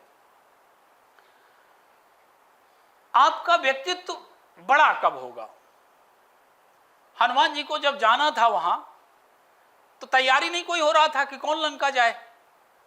तो उन्होंने कहा, जो सबसे वृद्ध थे जामवंत जी, कहीं रीछपत सुन अनुमाना, का चुप साध रहा बलवाना। राम काज लगी तव अवतारा, सुनता ही भयउ पर्वताकारा। बोले तुम्हारा तो जन्म ही राम के काम के लिए हुआ है। और जहां ऐसा सुना उन्होंने तो उनका शरीर बढ़ गया। इसका दार्शनिक व्याख्या सुनिएगा, आध्यात्मिक व्याख्या सुनिएगा। आप जब भी अपने जीवन का लक्ष्य केवल अपनी जिंदगी बनाएंगे, अपनी नौकरी बनाएंगे, सुबह जाओ नौकरी आधी अधूरी करो, सो के दिन भर काट लो और फिर आओ पैसा लो घर में दो, और इसके अलावा कोई जिंदगी नहीं, आपका व्यक्तित्व कभी ऊपर नहीं उठेगा। व्यक्तित्व उसी का ऊपर उठता है जिसने अपनी परिसीमा पार की, जिसने अपना लक्ष्य समाज को रखा, जिसने अपना लक्ष्य राष्ट्र को रखा, जिसने अपना लक्ष्य राम को पाने का रखा। उसी का व्यक्तित्व पर्वताकार होता है। स्वामी विवेकानंद तब जब तक ये भारत देश में सूर्य रहेगा तब तक स्वामी विवेकानंद जी का व्यक्तित्व भी चमकेगा। जब तक ये राष्ट्र रहेगा शंकराचार्य जी का व्यक्तित्व भी चमकेगा। 32 साल जिए हम, आप 32 साल में अपने घर की व्यवस्था नहीं कर पाते, वो राष्ट्र को संभाल के चले गए 32 साल में। 39 साल में विवेकानंद जी ने सब कुछ कर दिया।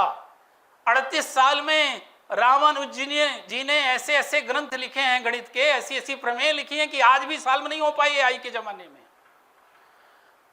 दरअसल समाज जो आज दिग्भ्रमित हो रहा है, मैं बार बार कहूंगा उसके जिम्मेदार हम आप भी हैं। क्यों? क्योंकि हम आप किसी तरह अपना सिलेबस पूरा करके और अपनी नौकरी की इतिश्री मान लेते हैं। आज की डेट में आप ये जान लीजिए कि हमारा आपका काम केवल सिलेबस रटाना नहीं है। एआई का जमाना है, आप भी एआई से पढ़ के पेपर बना रहे हैं, आप भी एआई से पढ़ के नोट्स तैयार करके वहां लिखा रहे हैं। एआई वो भी जानता है, बच्चा भी। आपका काम बच्चे को सही दिशा देना है, क्योंकि एआई सही दिशा नहीं देगा। आपको जान के आश्चर्य होगा, टेक्सास में एक 17 वर्ष के बालक ने के माता पिता ने उसे कहा कि स्क्रीन टाइम कम करो, तुम बहुत देखते हो, एआई का बहुत उपयोग करते हो, सोशल मीडिया दिन भर देखते हो। वो परेशान हुआ और उसने कहा कि मेरे माता पिता मेरे एआई का उपयोग नहीं करने दे रहे हैं, मुझे क्या करना चाहिए? आपको जानकर आश्चर्य होगा, उसने कहा अपने माता पिता की हत्या कर दो। यह है एआई। एआई सूचना देगा लेकिन मूल्य आधारित सूचना नहीं देगा। एआई सूचना देगा लेकिन यह नहीं जानता कि आप बच्चे हो कि बड़े हो। एआई ये नहीं जानता कि आपके राष्ट्र की संस्कृति क्या है। ये एआई ये नहीं जानता कि आपके राष्ट्र के जीवन मूल्य क्या है। सूचना नहीं चाहिए आपको। आज की डेट में सूचना वाला समाज पैदा हो रहा है, और सूचना वाला समाज यदि होगा तो वही होगा जो इंदौर में हुआ कि शादी के पहले ही मर्डर होगा। क्यों? और यही हो रहा है। मैं बार बार कह रहा हूं, अगर आचरण आपने अपने परिवार का नहीं सुधारा, और परिवार का आचरण सुधरेगा कैसे? आज की डेट में बच्चों को सुधारने की जरूरत नहीं है, पहले तो पिता को सुधारने की जरूरत है। पूरा परिवार बहक गया है और उसकी जिम्मेदारी सोशल मीडिया, फिल्म और मोबाइल। मां को देखो वो रील बना रही, पिता को देखो वो 12 बजे तक मोबाइल देख रहा है, बच्चे को देखो वो देख रहा है। देखिए, जब विवेकानंद जी से पूछा गया कि आप अमेरिका में आके अध्यात्म की शिक्षा दे रहे हैं, भारत में क्यों नहीं दे रहे? तो बोले भारत में तो अभी भूख ही नहीं मिटी है, और भूखे भजन ना होएंगे पाला। जब तक पेट खाली हो तब तक कोई धर्म नहीं सिखाना चाहिए, क्योंकि सबसे बड़ा धर्म उसका पेट का पालन होना चाहिए। जैसे ही अधिक पैसा आता है वैसे ही अपने मार्ग से विचलन शुरू हो जाता है। हम सब लोगों की अब वही स्थिति होने वाली है। भारत में भी पैसा आता जा रहा है और वही पैसा हमें कुमार की ओर ले जा रहा है। कितने सारे चैनल हैं जो दारू पीनी चाहिए ये प्रमोट कर रहे हैं। कितने सारे चैनल हैं जो, एक समय था, आप सोच के देखिए कि जब द्रौपदी के वस्त्र हरण हुए तो महाभारत हो गई। आज आप कह दीजिए कि कपड़ा पहन लो तो महाभारत हो जाएगी। सोचिए मूल्यों का अंतर क्या है। दूसरी संस्कृति के लिए ये मायने नहीं रखता होगा, मुझे नहीं पता, लेकिन हमारी अपनी संस्कृति के लिए है ये। क्यों? क्योंकि हमारी संस्कृति ये नहीं थी। हम दोनों तरह सोच रहे हैं। एक तरफ हम चाहते हैं कि हम वेस्टर्न कपड़े पहने, लेकिन दूसरी तरफ हम ये भी चाहते हैं कि सोच सनातन की हो। दोनों कैसे होगा? संभव है क्या? आप या तो पूरी तरह वही बनने का प्रयास करिए या पूरी तरह यही रहिए। आप जब सुविधा होगी, दरअसल हम लोगों ने क्या है कि मान लिया है कि ये जीवन केवल और केवल अपनी स्वच्छंदता और इच्छा पूर्ति के लिए मिला हुआ है। आपके मन में दारू पीने की इच्छा है तो पी लो, आपके मन में गाड़ी तेज चलाने की इच्छा है तो चला लो, आपके मन में बार में जाने की इच्छा है तो चले जाओ, आपके मन में घोड़ा डांस करने की इच्छा है तो कर लो। ये जीवन केवल इच्छा पूर्ति के लिए थोड़ी मिला है। अरे इच्छाएं तो पूरी ईश्वर की नहीं पूरी हुई, आपकी कहां से पूरी होंगी? सफलता पूरी तो भगवान राम को नहीं मिली, आपको कहां से मिलेगी? आप मुझे यह बताइए कि कृष्ण जिसे इस दुनिया का सबसे शक्तिशाली व्यक्ति कहा जाता है, वो कभी चाहते रहे होंगे कि उनके भांजे का, इकलौते भांजे का वध हो जाए? कोई मामा चाहेगा? अभिमन्यु का फिर भी वध हो गया। क्यों हो गया? क्योंकि भगवान ने यह संदेश दिया है कि मैं कुछ नहीं करता, प्रकृति के नियमों में मैं कोई हस्तक्षेप नहीं करता हूं। आप मेरे पास आओगे, मैं आपको आपका मनोबल बढ़ाऊंगा, आपको सही दिशा में चलने के लिए प्रेरित करूंगा, चलोगे आप ही। अर्जुन के साथ रहे, धनुष नहीं उठाया, कहीं अस्त्र नहीं उठाया, लड़ा अर्जुन ही। आपको अपने हिस्से की लड़ाई आपको ही लड़नी पड़ेगी। कोई ईश्वर लड़ने नहीं आएगा, कोई महापुरुष लड़ने नहीं आएगा। आपको अपने हिस्से की, परिवार में कोई भ्रांति हुई, आप सरकार को कोसते हो। सरकार को कोसने से क्या होगा? आप पिता के रूप में, मां के रूप में अपने एक बच्चे को नहीं पाल पा रहे और आप नरेंद्र मोदी जी से अपेक्षा कर रहे हो कि वो पूरे राष्ट्र के सारे परिवारों को देख लेंगे। नहीं, आपकी जिम्मेदारी है पिता के रूप में अपने बच्चों को देखने की। और हम शिक्षक होकर यदि अपने बच्चों को सही दिशा नहीं दे पा रहे तो फिर हम पूरे इंस्टीट्यूट के बच्चों को सही शिक्षा कहां से देंगे? और कैसे उनको कह पाएंगे कि हम सही दिशा में शिक्षा दे रहे हैं? हमारे आपके लिए जो सही है वही समाज, जो हमारा आपका आचरण है उसी से तो उसे सीखना है। हम स्वयं गुटखा खा रहे हैं, हम स्वयं नशा कर रहे हैं, हम स्वयं कर्तव्यनिष्ठ नहीं हैं, हम स्वयं मूल्यों से पलायन कर रहे हैं, हम स्वयं कहते घूम रहे हैं कि हमें तो यही कपड़े पहन के जाना है, तो हम बच्चों को क्या सिखाएंगे? अपने परिवार को क्या सही दिशा देंगे? हमारी आपकी जिम्मेदारी है कि हम उस जिम्मेदारी का निर्वहन करें। देखिए, हम हमेशा कहते हैं शिक्षक पूजनीय था, गुरु को पूजा होना चाहिए। ब्राह्मण कहता है ब्राह्मण की पूजा होनी चाहिए। अरे पूजा ना गुरु की हुई थी ना ब्राह्मण की हुई थी, पूजा हुई थी मूल्यों की, पूजा हुई थी कर्तव्य पालन करने वालों की। तब गुरु थे पूजे आने लायक तो पूजा होती थी।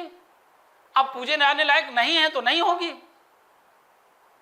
आप कर्तव्यों के पालन से अधिकार पनपते हैं। आप चाहते हैं अधिकार से कर्तव्य हो, नहीं।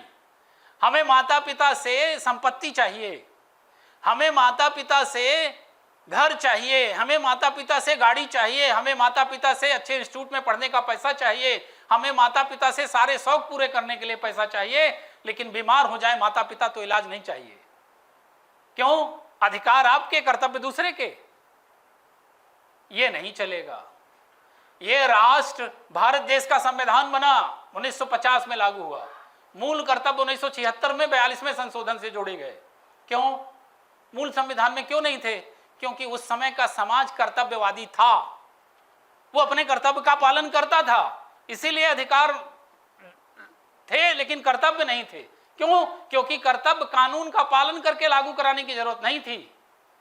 आज का समाज केवल अधिकार चाहता है, कर्तव्य का पालन नहीं चाहता है।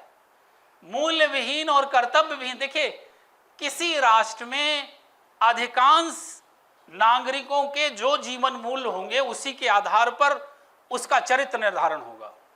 राष्ट्र का चरित्र होता क्या है? राष्ट्र का चरित्र वही होता है जो किसी राष्ट्र के अधिकांश नागरिकों का चरित्र होता है।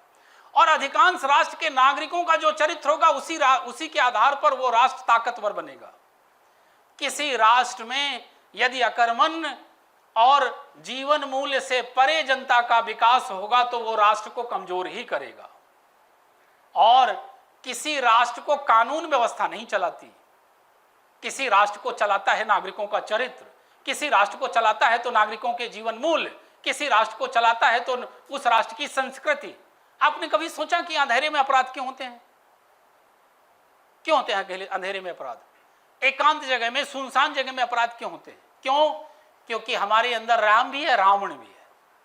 अगर हमारे अंदर रावण नहीं होता तो अब वो रामायण काल वाला रामायण थोड़ी है जो अपराध कर रहा है। आज हम ज्यादा पढ़े लिखे हैं और जितने पढ़े लिखे हैं उतनी ही तेज गति से वृद्धाश्रम खुल रहे हैं। और एक चीज और बताऊं, आप स्टडी कर लेना, वृद्धाश्रम में जो माता पिता रह रहे हैं वो अनपढ़ के नहीं हैं, पढ़े लिखे के है।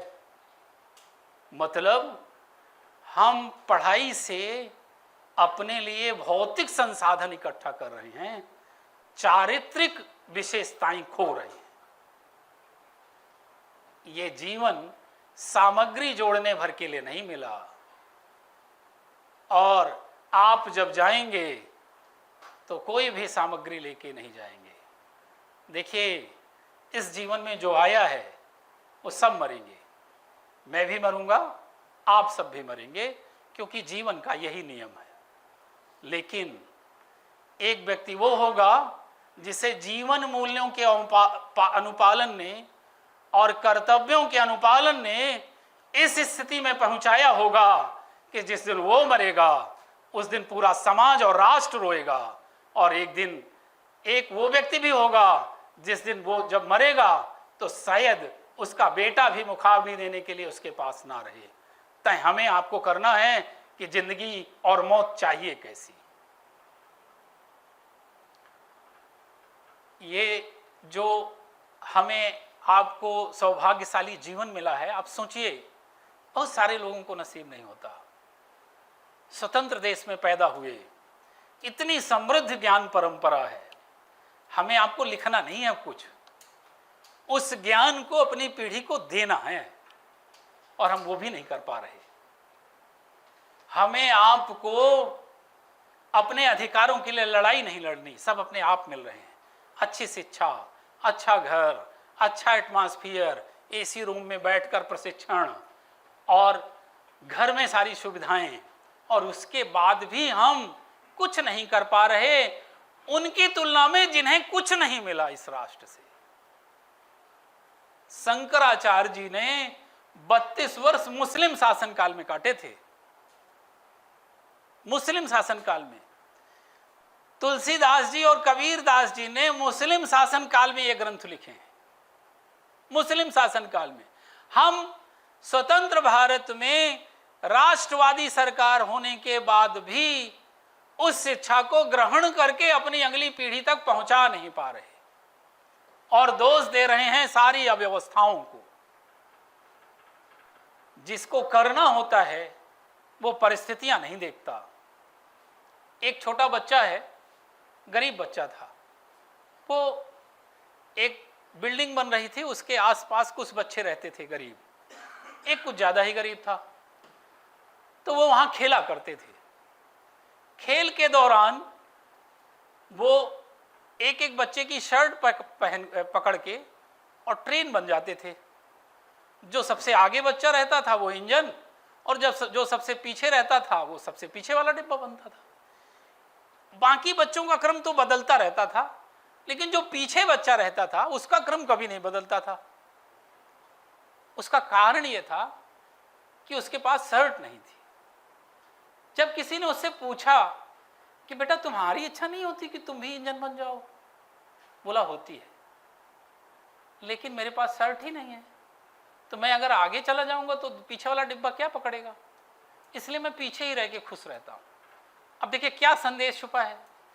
चाहता तो वो बच्चा शर्ट ना होने का बहाना लेके मायूस होकर खेल ही ना खेलता। चाहता तो वो अपने माँ बाप को कोसता था कि मेरे माँ बाप इतने गरीब हैं कि मुझे शर्ट खरीदने के नहीं दे सकते। चाहता तो अपने पड़ोसियों को कोसता कि ये अपने बच्चों को खरीदते मुझे नहीं दे रहे। चाहता तो समाज को कोसता, चाहता तो राष्ट्र को कोसता, लेकिन उसने कोसा नहीं। जो परिस्थिति थी उसी परिस्थिति में आनंद लिया और जीवन जिया। यही जीवन है। परिस्थिति को कोसने वाले नहीं, परिस्थितियों को अपने अनुकूल ढालकर अपने व्यक्तित्व का विकास करने वाले लोग ही पूजे जाते हैं। आप चाहें तो परिस्थितियों का रोना रोइए या परिस्थितियों को अपने अनुकूल झुकाइए, आप पर है। और जो भी व्यक्ति ऐसा करेगा, बहुत सारे लोग ऐसे हैं जो कहते, आज बताते हैं कि वो हमारे पास 3 किलोमीटर पैदल जाते थे। मुझे नहीं लगता कि हमारी उम्र का कोई भी बच्चा, आज मैं पहली बार ये बात कह रहा हूं, हमारी उम्र का, हमसे बड़े वाले तो और बुरी स्थिति में रहे होंगे, कोई बच्चा ऐसा नहीं रहा होगा जिसने 6 किलोमीटर, 7 किलोमीटर, 10 किलोमीटर पैदल न चल के शिक्षा ग्रहण की हो और साइकिल से न चला हो। मैं एमएससी में 10 किलोमीटर साइकिल चला के यूनिवर्सिटी जाता था, और ये मैं भर नहीं, मैं एहसान नहीं बता रहा हूं, सोसाइटी की यही स्थिति ही थी। 2000 के पहले किसी के पास गाड़ी थी ही नहीं। उदारीकरण जब 1991 का हुआ, उसके बाद से थोड़ी समृद्धता बढ़ी और लोगों के पास पैसे आए। उसी परिस्थिति में अनपढ़ माता पिता के बच्चे कहाँ हैं? कोई साइंटिस्ट है, कोई अमेरिका में किसी बड़ी कंपनी का सीईओ है, और उनके सबके माता पिता अनपढ़। सब गांव में खेत काटे हैं, सब गांव में हल चलाए हैं। आप पता कर लीजिएगा अपने माता पिता से। और आज हम सब लोग पढ़े लिखे हैं, बच्चे क्या कर रहे हैं? बोले रील बना रहा है, बोले टिक टाक में व्यस्त है, बोले पिक्चर देख रहा है, बोले गेम कौन सा खेल रहा है, तो बोले कंप्यूटर गेम खेल रहा है। सब कुछ खत्म किए ले रहे हैं, सिर्फ इसलिए कि हमने संसाधन खूब सारे जोड़ लिए। हमारे पास बच्चे के लिए समय नहीं है, हमारे पास पत्नी के लिए समय नहीं है, पति के पास पत्नी के लिए, पत्नी के पास पति के लिए, भाई से तो मिलना ही नहीं होता है। आप ये बताइए कि आपके बच्चों में मूल्य जाएंगे कहां से? बच्चा सीखेगा कहां से? टीवी से। तो टीवी तो आपके परिवार को समाप्त करने में लगा ही हुआ है, वो तो चाह ही रहा है कि ये हो जाए। आप विश्वास नहीं करेंगे, छोटे छोटे बच्चों को पति पत्नी के रिलेशन के बारे में, जो उसके माता पिता भी हैं, उस पर कमेंट कराए जा रहे हैं। क्यों? क्योंकि उनमें व्यूज आ जाएंगे। शादियां ऐसी की जा रही हैं जैसे वो तमाशा हो रहा हो। और ये सब पढ़े लिखे लोग कर रहे हैं, जिन्हें ऐसा नहीं कि कोई चीज पता नहीं है। आपको जाने अनजाने ऐसे एजेंडे में फंसाया गया है जिसके कारण आपके संस्कृति की सारी महत्वपूर्ण विशेषताओं को समाप्त किया जा रहा है, और हम सब तमाशा बनकर उसे देखते जा रहे हैं। हम सब तमाशा बने जा रहे हैं, और तमाशा बनके उन सारे तथ्यों को देख रहे हैं, रोक नहीं पा रहे हैं, और बल्कि आधुनिकता के नाम पर उसी पर अपने व्याख्यान दे रहे हैं। क्यों? क्योंकि हमारे जो ज्ञान का स्रोत है वो वही व्हाट्सएप यूनिवर्सिटी है। ग्रंथ तो किसी को पढ़ना नहीं है, उसी में जो व्याख्या गई, उसी व्याख्या के आधार पर हमने अपना मानस बना लिया है, उसी के आधार पर हम बच्चों को ट्रांसफर कर रहे हैं, उसी के आधार पर हम अपने पड़ोसियों को ट्रांसफर कर रहे हैं। अपने धर्म ग्रंथों को पढ़िए, उनको पहचानिए, उनकी ताकत को जानिए। भारतीय ज्ञान परंपरा इतनी समृद्ध है, इतनी समृद्ध है कि अगर हम उसको पढ़कर अपने जीवन का अनुपालन करना सीख लें तो आप ये समझिए कि एक नए भारत का उदय होगा। इसमें कोई दो मत ही नहीं है। हमारी जो शिक्षा व्यवस्था, हमारे धर्म ग्रंथ से विज्ञान निकला है, हमारे सारे धर्म ग्रंथों में विज्ञान है। आप केवल, हम लोगों ने क्या हुआ, हमारे साथ गड़बड़ ये हुआ कि हमने अपने समाज को बांटा। देखिए, समाज जितना ही बटेगा उतना ही राष्ट्र कमजोर होगा। बांटने के आधार कई हैं, इस समय भी चल रहा है। कोई भाषा के नाम पर आपको अलग करना चाह रहा है, कोई जाति के नाम पर अलग करना चाह रहा है, कोई अलग अलग क्षेत्र के नाम पर आपको अलग करना चाह रहा है, कोई इतिहास में हुए अत्याचारों को आपके सामने लाया जा रहा है। देखिए, जीवन आज की परिस्थितियों में जिए, और अगर इतिहास के अत्याचार को वर्तमान जिंदगी का जीने का आधार बनाएंगे तब तो हर घर में पत्नी को पति से अलग ही हो जाना चाहिए। क्यों? क्योंकि वो कहेगी कि पुरुषों ने पहले बड़ा अत्याचार किया महिलाओं के ऊपर, और सही है, किया, लेकिन किया किसने? जिन्होंने किया वो तो है नहीं। तो अब आज के समय में अगर आज के आधार पर आप उस जिंदगी को जीना चाहेंगे तो अलग हो जाइए। जाति व्यवस्था का भी यही सच है।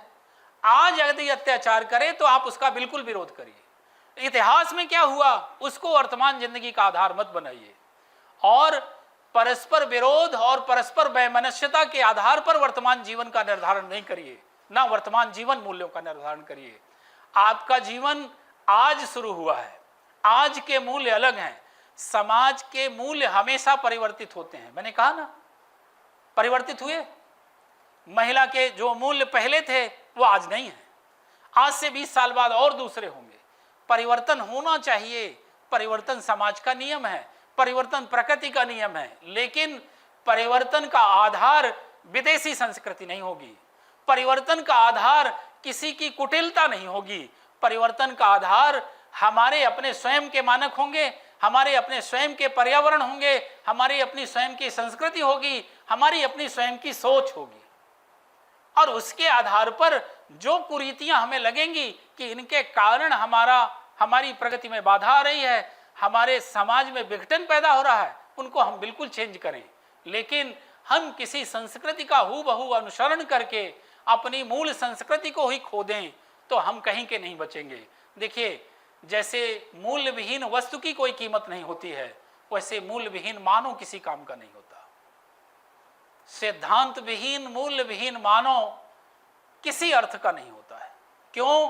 क्योंकि वो केवल और केवल विनाशक स्थिति को जन्म देता है, अराजक स्थिति को जन्म देता है और समाज में भ्रांतियां फैलाता है। हमने अपना जो एजेंडा शुरू किया था वो शुरू किया था सर्वे भवन्तु सुखिनः से, और नरेंद्र मोदी जी जो वर्तमान प्रधानमंत्री हैं उन्होंने कहा सबका साथ, सबका विकास, सबका विश्वास, सबका प्रयास, वो वही है सर्वे भवन्तु सुखिनः। जहां से शुरू हुए थे वहीं अभी भी हैं। हम अभी भी चाहते हैं सबका विकास, लेकिन जो हमारा विनाश चाहेगा उसका विकास हम नहीं चाहेंगे। जो हमारे प्रति सर्वे भवन्तु सुखिनः का भाव रखेगा उसी के प्रति हम भी सर्वे भवन्तु सुखिनः का भाव रखेंगे। जो हमारे प्रति विनाश का भाव रखेगा उसके लिए हम राम का पालन नहीं करेंगे, राम का अनुसरण नहीं करेंगे, कृष्ण का अनुसरण करेंगे और राम का भी अनुसरण करेंगे। तो राम ने भी यही कहा है कि जो धर्म की मर्यादा को न जाने, जो स्त्री की मर्यादा को न पहचाने, उसका वध ही किया जाएगा। जब राम जा रहे थे तो रास्ते में सबरी का आश्रम मिला। वहां जब पहुंचे, सबरी बहुत दिनों से प्रतीक्षा कर रही थी, क्योंकि उन्होंने, उनके जो गुरु थे मतंग ऋषि, उन्होंने कहा था कि राम आएंगे और आपके कुटिया में पधारेंगे। तो सबरी ने, आपको पता है, मारे प्रेम के आंसू की धार बही, बेर खिलाया और फिर रोते रोते बोली कि हर बुराई के साथ कोई ना कोई अच्छाई छुपी होती है। तो राम ने कहा कैसे माँ? बोले अगर आपको रावण को नहीं मारना होता तो शायद आप मेरी कुटिया में नहीं आते। तो उन्होंने कहा नहीं माँ, मैं यहाँ इसलिए आया हूँ ताकि इतिहास ये देखे कि राम राज्य वो राज्य है जिसका निर्माण राजा भील जाति की भीलनी के साथ मिलकर करता है। मैं यहाँ इसलिए आया हूँ ताकि यदि विदेश का कोई भी व्यक्ति हमारे राज्य की बेटी की अस्मिता के साथ खिलवाड़ करे तो वो चाहे लंका में भी चला जाए लेकिन उसका वध किया जाएगा। तो अगर हमारी संस्कृति को कोई छेड़े तो उसके प्रति हमें भी उसको खत्म करने का भाव रखना चाहिए, और ये तभी संभव होगा जब हम अपनी संस्कृति की महत्ता को पहचानेंगे।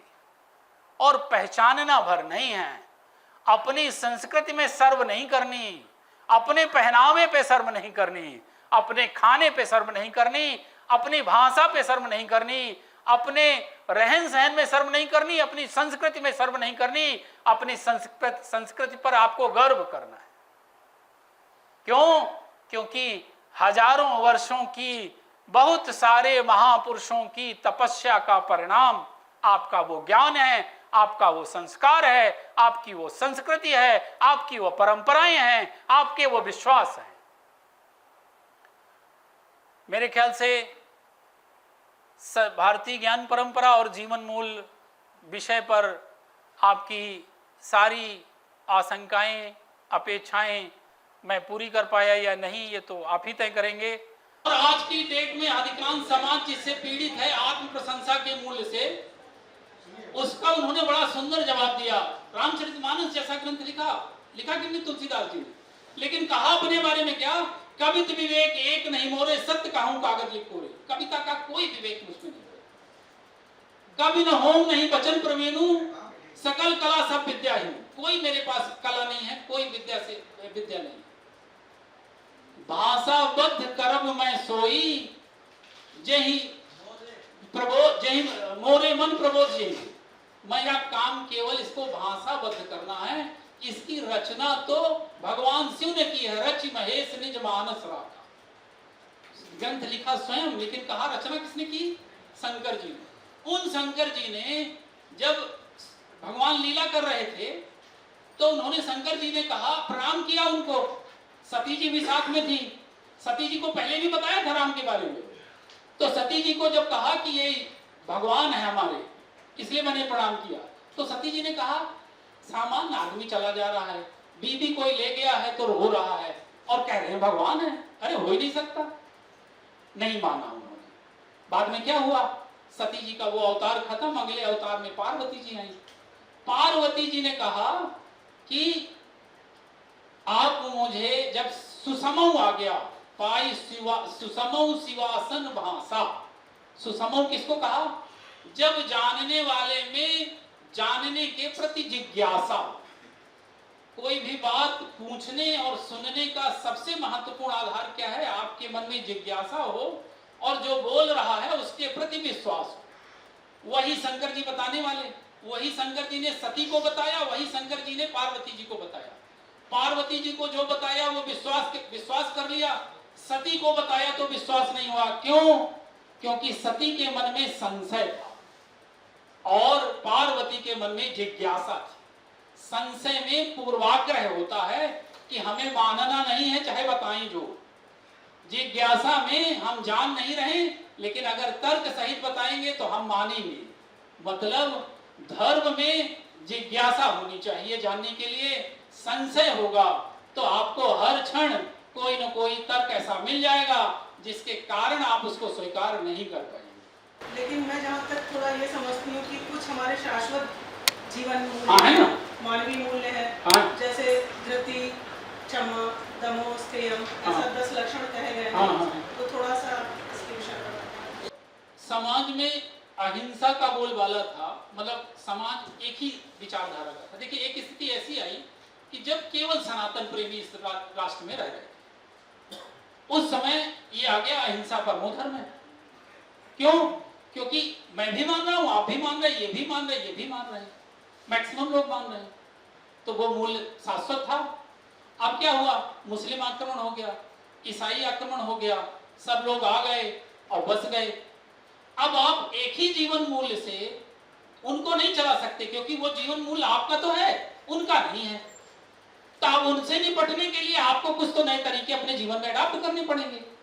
उनमें भी जो शालीन है, सौम्य है, आपकी विचारधारा को मानते हैं, उनसे तो आप अपने जीवन में, कहा ना कि रामचरितमानस कहता है कि सत्य, नैतिकता और मूल्य तो होने चाहिए, लेकिन यह बताती है कि इनको रौंदने वाला जब आएगा तो इनकी पुनर्स्थापना तभी होगी जब रावण को रौंदने की शक्ति आप में होगी।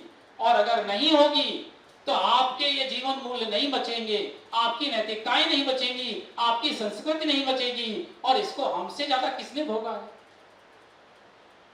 हमसे ज्यादा किसने भोगा? कितने सारे हमारे पूर्वजों ने बिना अपराध अपने प्राण गंवाए, मात्र इसलिए क्योंकि दूसरे मानव मूल्य को मानने वाला, जिसके अंदर मूल्य नाम की चीज है ही नहीं, वो लोग आए। आपको एक आक्रमण ध्यान होगा, 1398 में तैमूर लंग का आक्रमण हुआ था। लंगड़ा था इसलिए उसको कहा गया तैमूर लंग। उसने इतनी लाशें बिछाई थी कि कटे सिरों की मीनार खड़ी थी दिल्ली में, केवल लाशें। इसीलिए जब उसने करिश्मा की बहन का क्या नाम है, करीना कपूर ने अपने बेटे का नाम तैमूर लिखा था, तब बहुत सारे लोगों ने उसमें बहुत बुरा माना था। बहुत सारे लोग, अरे कोई नाम रख ले, उसकी स्वतंत्रता है। बहुत सारे पढ़े लिखे लोगों ने तर्क दिया था कि उसकी स्वतंत्रता है स्वतंत्रता ना, पर आप उस स्वतंत्रता के चक्कर में भारतीयों की भावनाओं को रौंदे और उसे स्वतंत्रता कहेंगे। है स्वतंत्रता, ये संविधान दे रहा है आपको स्वतंत्रता, लेकिन ये स्वतंत्रता भर आप केवल नहीं मानिए, स्वतंत्रता आपको है तो दूसरे को भी है। जिसके साथ हमारे पूर्वजों के बलिदान की गाथा जुड़ी हुई है, उसको ही कुरेदें हम, वही नाम चूज करें हम, ये क्यों? वैसे तो आपकी स्वतंत्रता है कानूनन। देखिए समाज केवल कानून से संचालित नहीं होता, समाज संचालित होता है समाज में एक दूसरे की भावनाओं का पालन करने से। समाज संचालित होता है। आप ये बताइए कि यदि हर आदमी कानून का उल्लंघन करने लग जाए, पुलिस क्या है औकात की संभाल लेगी? कितनी पुलिस?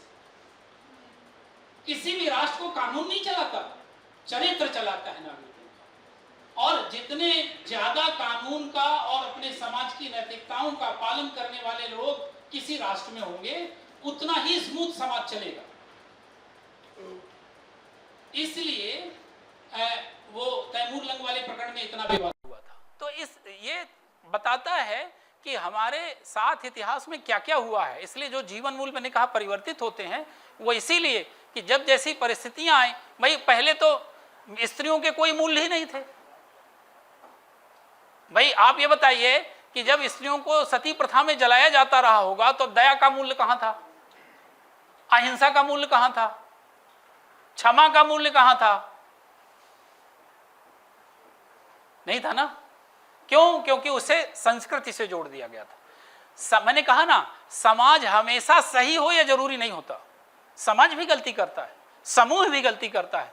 समूह का हर निर्णय यदि सही होता तो सीता वनवास नहीं गई होती, सीता को राम ने त्यागा नहीं होता। मतलब समाज के अधिकांश लोगों की इच्छाएं हमेशा सही नहीं होती, बहुमत हमेशा सही नहीं होता। अब ये ठीक बात है कि हम लोग लोकतंत्र में रह रहे हैं, तो अब तो जो समूह कहेगा वही सही होगा, पर बहुमत हमेशा नैतिक रूप से सही ही हो ये नहीं होता, क्योंकि बहुमत के अधिकांश फैसले भावनाओं में बह के होते हैं, तर्कों के परे जाके होते हैं, जल्दबाजी में होते हैं। जैसे हम लोग इस समय क्या करते हैं, फेसबुक, ट्विटर में, व्हाट्सएप में कोई सूचना आई, पता ही नहीं करते कि अभी की है, 5 साल पहले की है, 10 साल पहले की है, AI जनरेटेड है, कुछ भी नहीं पता करना। अरे सीधे मार डालो इसको, तुरंत रिएक्शन देते हैं। ऐसा है ना, पता किया। हम लोग, सब लोग क्या हो गए हैं फेसबुक ट्विटर के जमाने में, पोस्टमैन। पोस्ट आई नहीं, पूरा देखे नहीं, सबसे पहले हम ही फॉरवर्ड कर दें ताकि हमारे ऊपर टैग लग जाए कि सबसे पहले वो भेजे थे। बिना उसका वेरिफिकेशन किए हम भेज देते हैं। अच्छा, बहुत आसानी से लगा दिया जाता जी, है ना। सर, आज की स्थिति ये है कि स्कूलों को ये नोटिस निकालना पड़ा है कि जब पेरेंट्स मीट में आए बच्चों को लेके, तब पुरुष पूर्ण कपड़े पहनकर आए, क्योंकि आजकल का फैशन हो गया है कि वो हाफ पैंट पहन के, फॉरेन की संस्कृति को देखते हुए हाफ पैंट पहन के स्कूलों में चले जाते हैं अपने बच्चों के पेरेंट्स मीट। तो सर, उच्छृंखलता या जो स्वच्छंदता का आरोप, पुरुष तो पहले से ही स्वच्छंदा था सर, बिल्कुल सही कह रही है ना, पर पहले कुछ मर्यादा थी। अब ये मर्यादा है पुरुषों को भी सिखानी पड़ेगी सर। यानी स्कूलों के नोटिस निकले उसके पहले अपन ही अपने आसपास ये चीज कि जहाँ जरूरत है वहाँ तो पूरे कपड़े पहन के जाए। बिल्कुल सही कह रही हैं।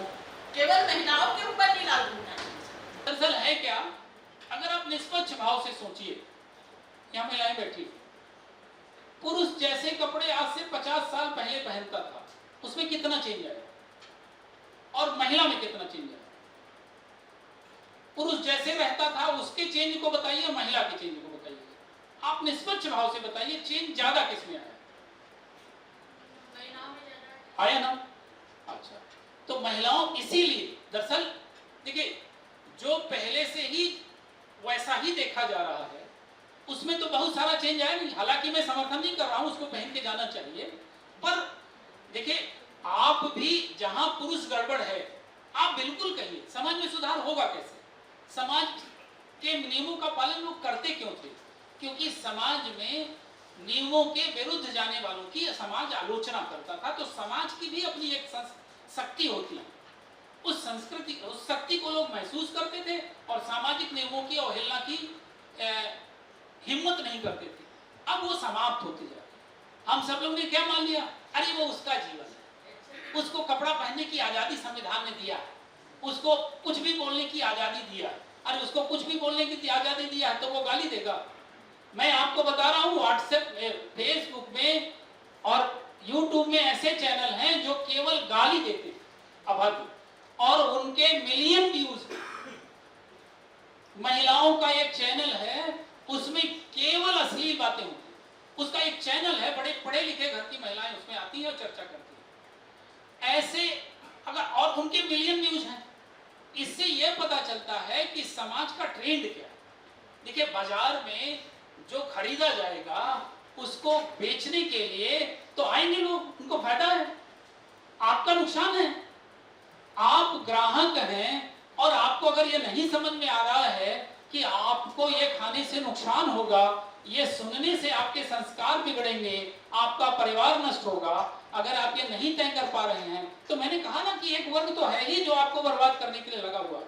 वो जैसे ही कोई महिला या कोई पुरुष कोई अभद्र काम करेगा, कुछ भी करेगा, तो उसके खिलाफ जो बोलेगा, कुछ संस्थाएं उसके समर्थन में खड़ी होंगी, पुरुष और महिला। प्रेमानंद जी ने टिप्पणी की, प्रेमानंद जी के खिलाफ कितने लोग खड़े हो गए? भैया, उनने जो टिप्पणी की, उनने नहीं कहा कि सारा समाज ऐसा है, उन्होंने कहा कुछ ऐसे जो हैं ऐसे, उन्हीं को ये खराब लगना चाहिए। भाई कोई कहे कि जैसे आपने कहा कि आधे कपड़े पहन के आए, मैं अगर नहीं जाता आधे कपड़े पहन के तो मुझे बुरा क्यों लगना चाहिए? नहीं लगना चाहिए। और जो पहन के जा रहा है हमारी संस्कृति को दूषित कर रहा है उसे बुरा लगे तो हमें चिंता नहीं करनी चाहिए। क्यों? क्योंकि हमें समाज को सही दिशा में ले जाना है, पर हम ऐसा नहीं कर पाते। हम दरअसल आज की डेट में समर्थक जितने राम के हैं उतने ही रावण के हैं। जितने समर्थक, बल्कि जो दुष्ट व्यक्ति है उसके समर्थक मुखर, जो अच्छे व्यक्ति हैं उसके समर्थक तो घर में बैठे हैं, घर में चुपचाप अकेले में कहते हैं अच्छा आदमी, उसके लिए कहीं बाहर नहीं निकलेंगे और उसके वाले तो आग जलाने लगेंगे। तो परिणाम क्या हो रहा है कि वो पुरस्कृत हो रहे हैं। मैंने कहा ना रावण का आकार बढ़ रहा है। हम फिल्मों में नेगेटिव कैरेक्टर कितना पसंद करते हैं। आप मुझे ये बताइए, अभी जानवर फिल्म आई, कितना व्यवसाय किया, क्यों देखा जाना चाहिए था उसे? एनिमल जो है हिंदी में बोलते हैं उसको क्यों देखा जाना चाहिए? क्या है उसमें? आप मुझे ये बताइए कि जो समाज की हमारे वास्तविकता है ही नहीं उस कंटेंट पर फिल्म क्यों बननी चाहिए? और एक चीज और बता रहा हूं कि जब तक फिल्मी दुनिया का कंटेंट नहीं सुधरेगा, जब तक फेसबुक, ट्विटर और व्हाट्सएप में रेगुलेशन नहीं होगा, उसमें खराब सामग्री आएगी, तब तक हम कितना भी प्रयास करें रोक नहीं पाएंगे। हमें उसे रेगुलेट करना ही पड़ेगा। मतलब सब तर्क खत्म हो जाते हैं, सबकी 2 लाइन में 4 लेक्चर बड़े-बड़े सुने कल से। मतलब आपका जो नाम है डॉक्टर उत्तम द्विवेदी, आप 2 वेद के लिए चतुर्वेदी ज्ञानी लग रहे हो उत्तम की, क्योंकि जो आपने एक बात बताई कि त्रेता युग में दशरथ आदर्श पिता थे पर पारदर्शी राजा नहीं तो रामायण हो।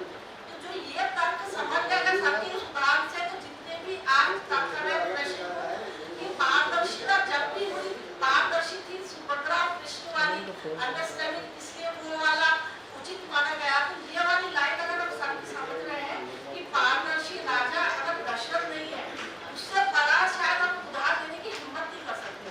तो बहुत सब इस बात में मुझे तो इतना चक्षु खोले, मैं सब बहुत ज्यादा साधुवाद देती हूँ आपको सर। पहला प्रश्न से संबंध सर ने बताया था, उसी से रिलेटेड है। जैसे आपने कहा कि मतलब माता पिता की सहमति से शादी होनी चाहिए।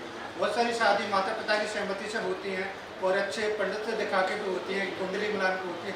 उसके बाद भी क्या होता है कि उन महिलाओं के कई दहेज के नाम पर जला दिया जाता है, कि डोमेस्टिक वायलेंस एक्ट के नाम पर वो कर दिया जाता है।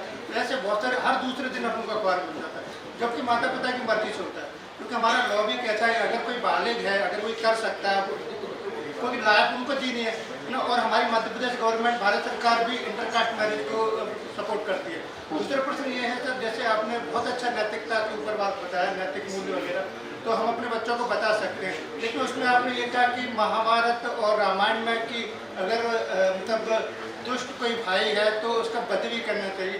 तो सर ये हम अपने बच्चों को नहीं बता सकते स्टूडेंट को। मान लो उसने किसी को बोल दिया कि भाई अगर दुष्ट बंद कर दो, जाके हम टीचर को कर देते। मैं इसका एग्जांपल बताता हूँ।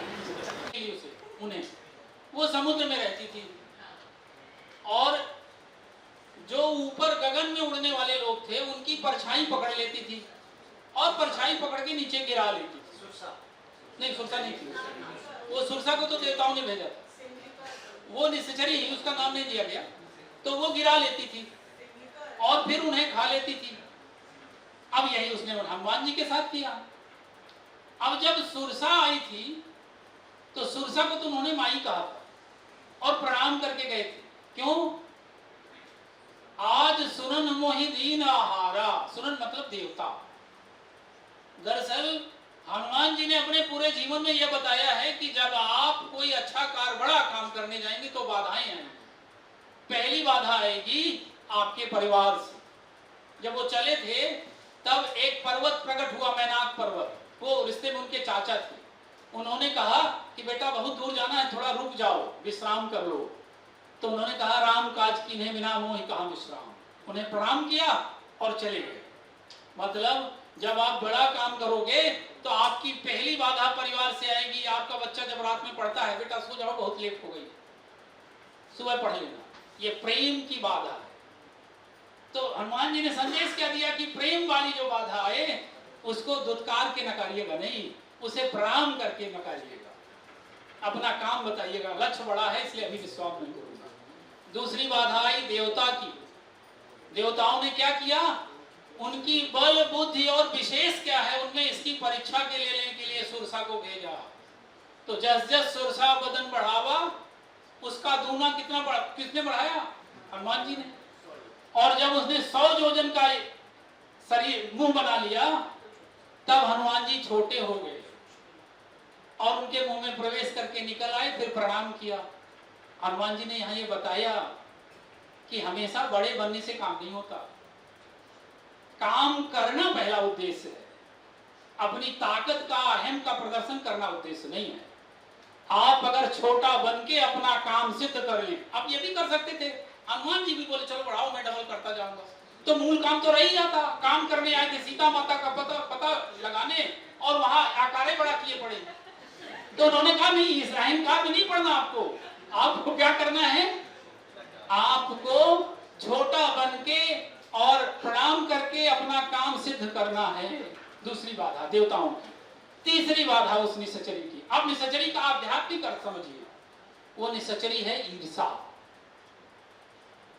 ईर्षा, आप ये सोचिए कि रहती वो जल में थी और जल के जीवों को नहीं खाती थी, ऊपर वालों को खाती थी। ईर्षा भी कभी भी अपने से नीचे वालों से नहीं होती, किससे होती है, ऊपर वालों से। अब उसी की आलोचना करके आप नीचे गिराना चाहते हो, गिराओ। और अगर आप मानसिक रूप से मजबूत नहीं हैं, तो जैसे ही वो आलोचना करेगा, आप अपना मूल काम भूल जाओगे और आप उससे लड़ाई में नीचे उतर आओगे। यही तो चाह ही रहा।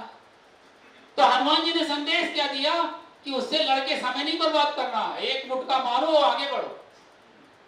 तो वहां तो वध हो गया, अब उसका एग्जिटिव अर्थ आप नहीं समझ सकते। उसका वध आप अपने जीवन, दरअसल सीता थी क्या, सीता थी शांत। शांति की खोज में जैसे हम आप जैसे वानर खोज रहे हैं, भटक रहे हैं, वैसे वो भी भटक रहे थे, खोज रहे थे शांति। शांति किसी को कहां से मिलती है, किसी को संपत्ति अर्जित करके, छोटे बच्चे को अंगूठा चूस के, हमें आपको व्याख्यान सुन के, व्याख्यान दे के, अलग अलग माध्यम से शांति को मिलती। ईर्षा से पार कैसे पाओगे, उन्होंने बताया ईर्षा से पार करने का तरीका यह है कि आप अपने लक्ष्य को मत भूलिए। ईर्षा समाज में हमेशा रहेगी। अगर आप ऊपर बढ़ेंगे तो आपसे वो ईर्षा करेंगे, और आप अगर गड्ढे में गिर जाओगे तो सहानुभूति व्यक्त करेंगे। रहेगी समाज में हमेशा। उससे पार पाने का तरीका यह है कि आप राम का काम याद रखिए, छोटी छोटी आलोचनाओं से घबराइए मत। और आप यदि छोटी छोटी आलोचनाओं से घबराएंगे नहीं, आगे बढ़ेंगे, तो आप राम के भक्त कहलाएंगे, आपकी प्रशंसा होगी। और यदि आपने अपनी प्रतिभा उन ईर्षालु लोगों से लड़ने में लगा के खर्च कर दी, तो आप भी उन्हीं के बराबर हो जाएंगे। महात्मा गांधी जी ने कहा था कि आपकी प्रगति को सबसे अंत में आपके परिचित पचा पाते हैं, सबसे अंत। पहले तो आपको इग्नोर करेंगे कि यार तो आगे बढ़ ही नहीं सकता। फिर जब पढ़ने लगोगे तो फिर थोड़ा थोड़ा जलने लगेंगे, फिर टांग खींचेंगे। अब फिर जब आप पूरा भारत देश जब स्वीकार कर लेगा, तब गांव वाले आपके कहेंगे हाँ कुछ जानता है। मैंने आपको यहाँ इतनी देर बोला, आप सुने। मैं अपने गांव में बोलूं 5 मिनट कोई नहीं सुनेगा, 2 मिनट नहीं बोलेगा, हो गया मुझको। तुलसीदास जी गए थे अपने गांव में, तुलसीदास जी अपने गांव में गए थे, तो कथा सुनाने लगे। तो 2 लोग, एक 2 लोग आए, बाकी तो कोई आए नहीं। जो आए भी, उनको भी गांव वाले चिढ़ाए, अरे ये तुलसिया से कथा सुन रहे हो, ये तो यहीं ऐसे ही घूमता था यहाँ। तो तुलसीदास जी ने कहा कि गांव में मत जाइए, नहीं तुलसी नाम न लेंगे, तुलसिया कहेंगे। तो हाल ये है, तो वध आप नहीं करिएगा आधुनिक कानून व्यवस्था में। बस रावण का मतलब है बुराई नामक आपका गुण, उससे नष्ट करना। रावण को जलाने का मतलब है आपके अंदर जो दुर्गुणों वाला, जो अधर्म वाला, जो आलोचना वाला आचरण घुसा हुआ है, उसे दबाना, और जो सद्गुणों वाला आचरण आपके अंदर राम रूपी देवता के रूप में विद्यमान है, उसे उभारना। और जिसने ये कर लिया वही सब पा गया, जो रामायण में लिखा है वही पा गया। आपको अपने अंदर का ही रावण मानना है और अपने अंदर के राम को ही उभारना है। यही कुल मिला के रामायण का सार है। धन्यवाद। बहुत बहुत धन्यवाद प्रोफेसर उत्तम द्विवेदी सर। और सर ने इतना अच्छा व्याख्यान दिया है और हम चाहेंगे कि सर का खड़े होकर हम अभिवादन करें। तो सभी से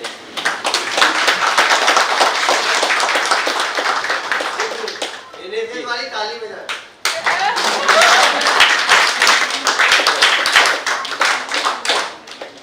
धन्यवाद आप सभी से। करीब हम सर को 2.5 घंटे से सुन रहे हैं, ज़्यादा समय हो गया और सभी लोगों में एनर्जी लेवल वही दिख रहा है। मैं बहुत बहुत धन्यवाद देता हूँ मेरे अभिन्न मित्र भी हैं उत्तम द्विवेदी सर का, कि उन्होंने अपने व्यस्तता समय में से हमें समय दिया। बहुत बहुत धन्यवाद सर। और अभी मैं प्रोफेसर पीके पुरोहित सर से और प्रोफेसर वीडी पाटिल सर से अनुरोध करता हूं कि वो हमारे आज के मुख्य वक्ता प्रोफेसर उत्तम द्विवेदी सर का साल और श्रीफल से सम्मान करें।